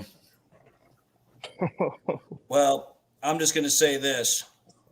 You have to keep in mind that when it comes to humanity, the ability to process and think independently has drastically declined. No, that's putting it nicely.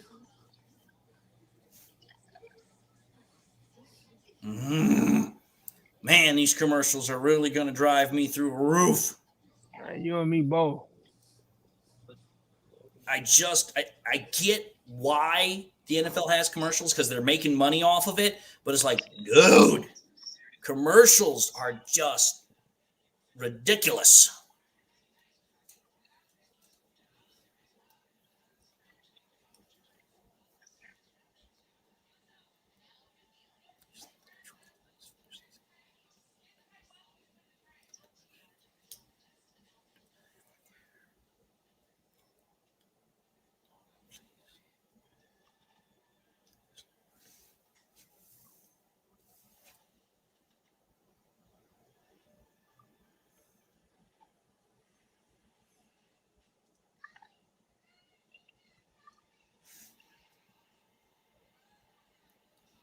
Yes. Sun God strikes again. God. I already have Damn, the commercial's Oppenheimer. going too long. Already have Oppenheimer. And the Rams just took their third and final timeout. You know, I really think I would pay double the price for Sunday ticket just to not watch commercials. I would too. Trust me, I would. I would come up with it. 5 times. Yep. 2nd and 9 for the Lions coming up. 5 times. Jared Goff in the gun. 2 wide receivers to both sides of the formation. Goff snaps. Goff looks to throw. Goff gets it out. Goff gets it to St. Brown. Yes. St. Brown first down. I'd eliminate the TV timeout altogether. And the Rams call timeout, like I said. Rams take their final timeout. So all the Lions have to do is get one more first down, milk the clock, and they've done it. Power run time. Did you guys see that route? Does that route look very familiar to you? Yep. That is the same route that the Lions ran in their first win under Dan Campbell against the Vikings that Goff threw to St. Brown for the touchdown. That is the same route. Jared Goff is going to take a knee here. They are literally going to kneel this down all the way to victory. Victory formation. Jesus Christ, we won this fucking game. How in the hell did we do that? I don't care. It does not matter. The Lions are going to win their first playoff game in 32 freaking years. 24-23, the Lions get the victory. And how did we do it? Jared Goff threw the game-winning throw. Because 40 seconds, you got 40, 40, 40. That's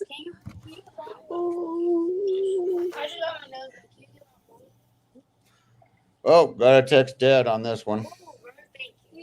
Thank you. yes, sir, baby.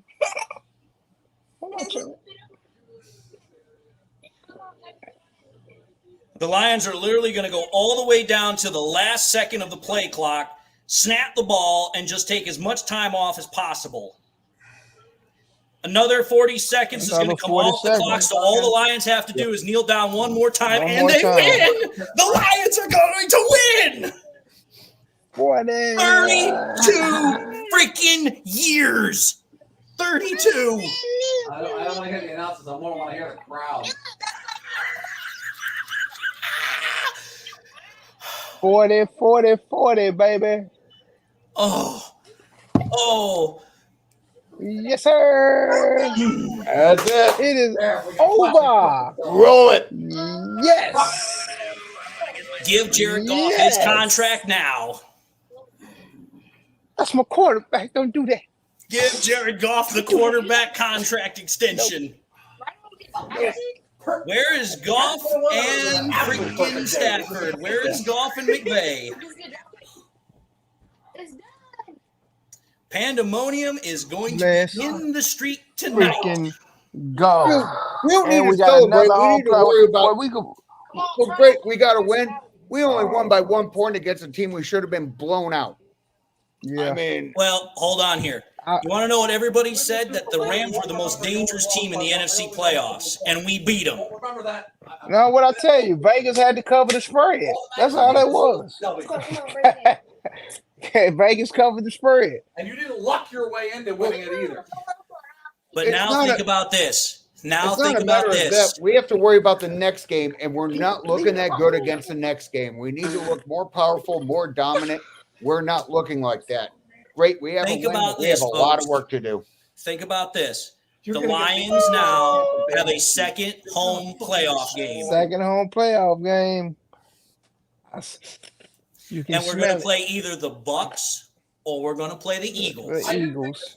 I knew you were going to win, but I didn't think this game was going to Rich Hustle, no, the Packers don't have to come back here. They're going to play the 49ers. The way the playoffs work, We've been too the way exposed. the playoffs work is that the lowest seed will play the highest seed. The high seed, yeah.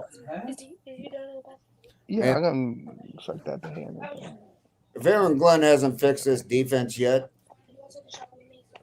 I mean, shit. Think about this, folks. Think about this.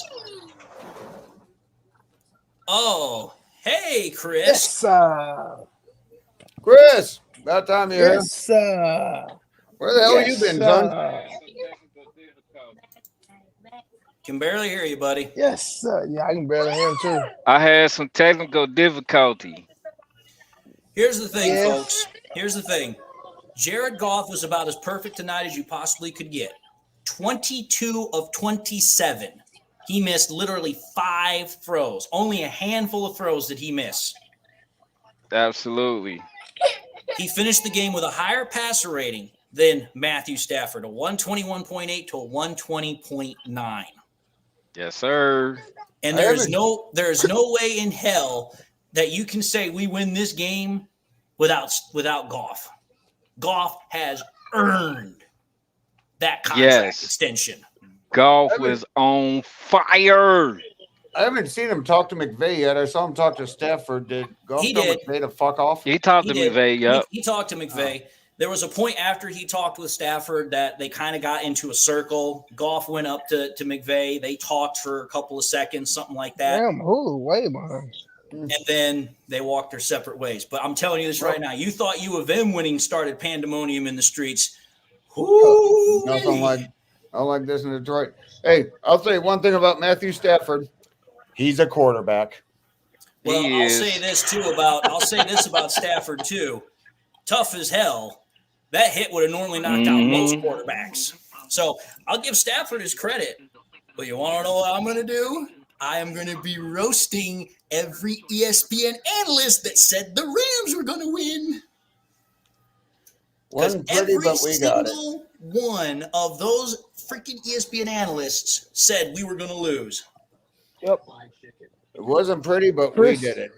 Chris Sims being the first one.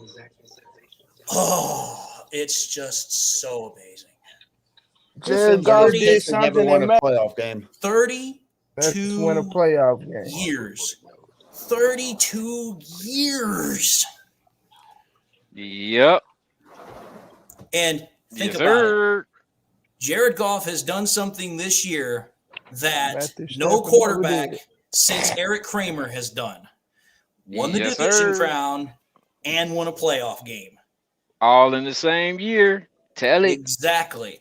And now Goff has the chance to do something that has not happened in 32 years too. Because now the Lions have another home playoff game next week against either the Bucks or the Eagles. And both of them teams, we fought to the bone with them. And if we could have just made one more play, we would have beat them. We did beat them. We beat the Bucks. No, I'm talking about the Eagles. That was a year ago. Yes, in the very beginning. Like a year ago, yeah. Right. But I'm just simply we ain't saying scared this. of them though.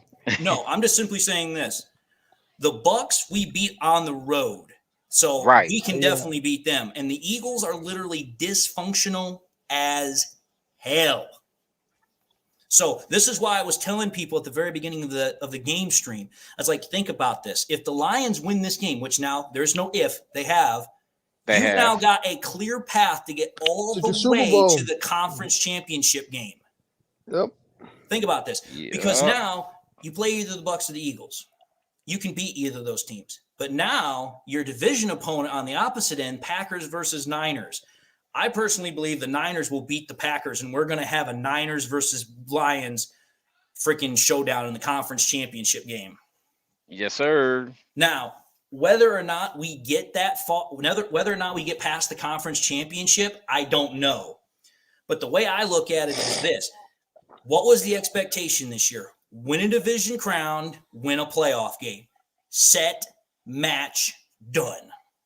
Yep. I don't want to, and I'm going to tell you this right now. The next video I release after I acknowledge, the whole point of the winning of the playoff game, the next video after that, I am literally going to be calling out every one of them fuckers. Every one of them. Easy and Spencer from heavyweights, I am going to call them out by name. And I'm going to be like, I want to hear it from your lips how you were wrong and you wanted to give me shit for 3 years about it. Fuck no. They won't do that.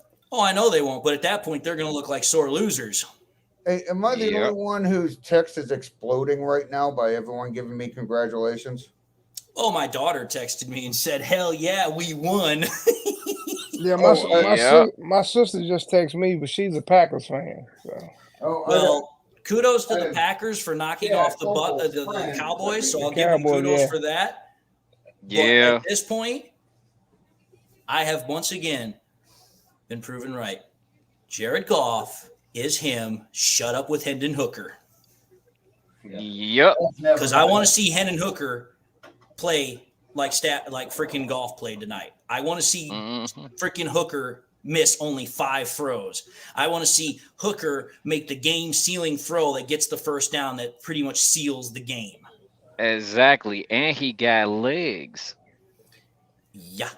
Jared Goff's knowledge with his legs, oh my gosh. He going to be dangerous. My whole point is this. Everyone wanted to say that Goff had to win the division crown to get the contract extension. Then they said he had to win the playoff game. He did that. At this point, he's done both of those. He has done more in one season as a Detroit Lions quarterback than Stafford ever did in 12 years here, and more so than any quarterback here has done in over 3 decades. That's my quarterback. Terrell That's Owens. my quarterback. I was about to say if they would have won, Matthew Stafford would have had a traffic jam going back to his airplane. I'm just going to tell you this right now. You thought the post-game celebration videos were great getting the division crown? Imagine what it's going to be like tonight. Ooh, what we're going to be feel. I'm just telling you this right now. At this point, the Lions have done something that they have not done since 1991 as well, because they finished the year 12-4, and then they won a playoff game to make it 13 wins. They've now matched that too. If they get one more win, they'll have had more wins in any season that they've ever had. So at this point, I'm telling you this right now.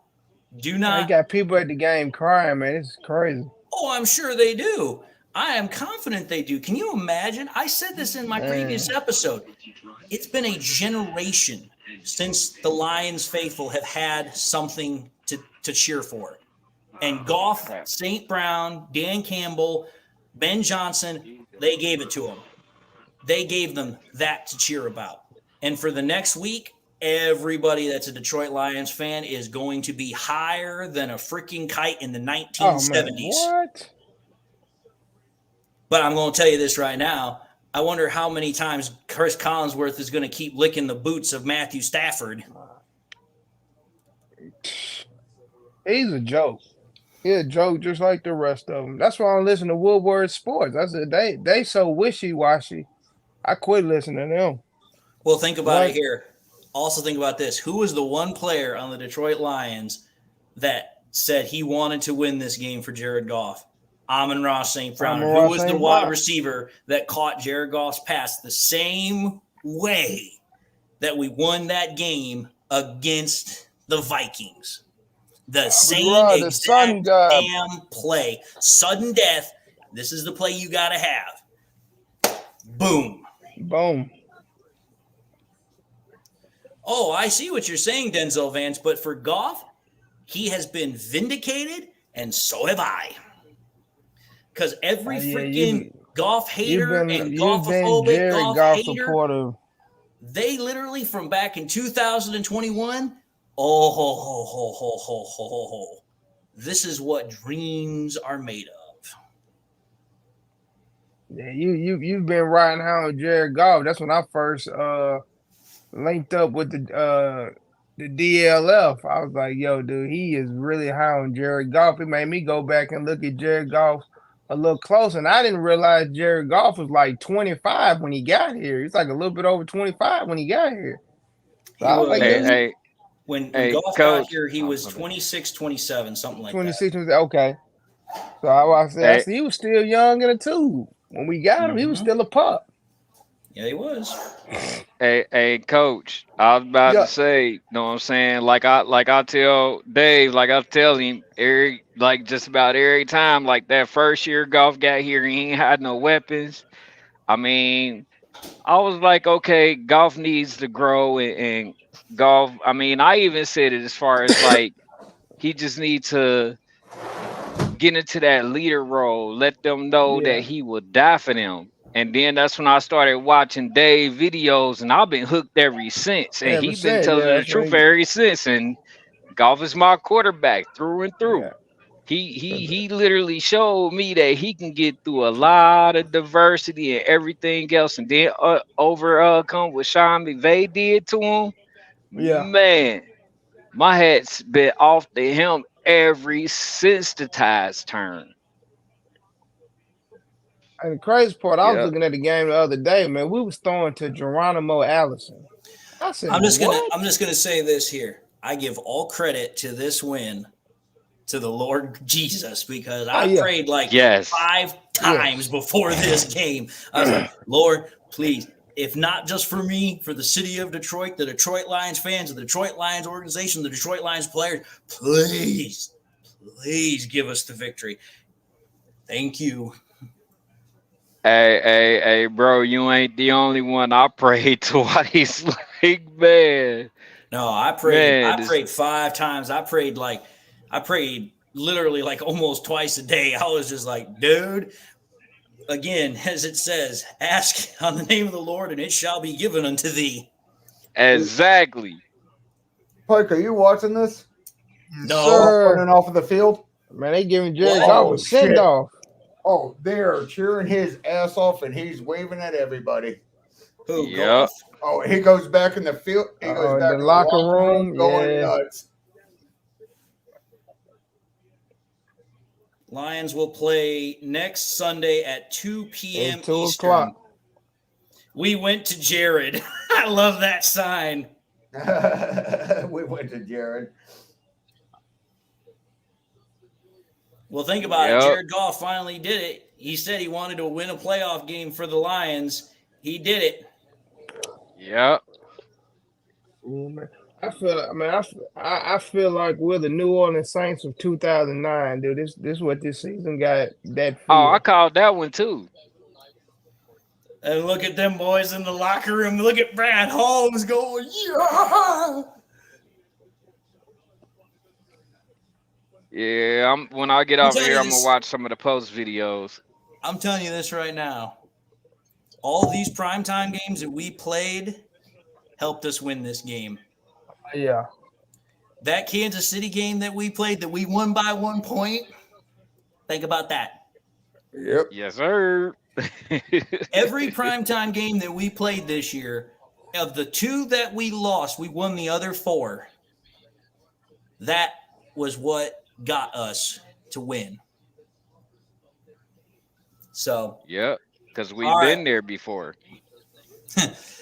LEV Tennis says, where can I get the Plumber Golf t-shirt? Plumber Golf. Oh, all right, boys and girls. I'm going to damn Lions. Call it a night, like I said, because this was absolutely like I said, this was a game that you were going to remember where the hell you were at when it happened. Yep. Baltimore, Maryland. Fort Drum, New York.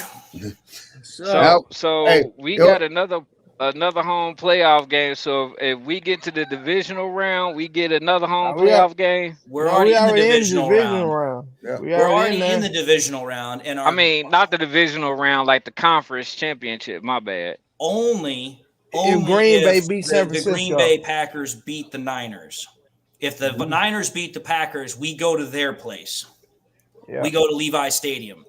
Because the way- not the because game the- ball. Because the way it works in the playoffs is that the high seed always gets the home game. Home game. Yep. So since the Packers beat the Cowboys and they were the number 7 seed, since they're the lowest seed, they will play the Niners this next week because the Niners get the lowest seed that wins. Well, you can't go no lower than 7. So then that means that all the Lions had to do was win their playoff game, and then they're going to play whoever is the winner between the Bucs and the Eagles because they're a lower seed than them. Yep. And then after that, if the Packers beat the Niners, we will play them at our home field because they're the number 7 seed to our number 3. But if the Niners win, we will go to their stadium. Yeah. So Okay, I see. 2 games. All I'm just simply saying is this. We got to do our part, basically. This season, I don't care what anyone says, was an unmitigated success. You win the division crown, you win a playoff game. We did exactly what we set out to do. Exactly. But with that having been said, I think it's a good place to call it to an end. So I'm going to let you guys all go. I will talk to you guys later, but thank you all for being here for this game stream. Yes, sir. And I'll talk to you all later. All right, brother. Y'all have a good night, fellas. All right, you too. Adios.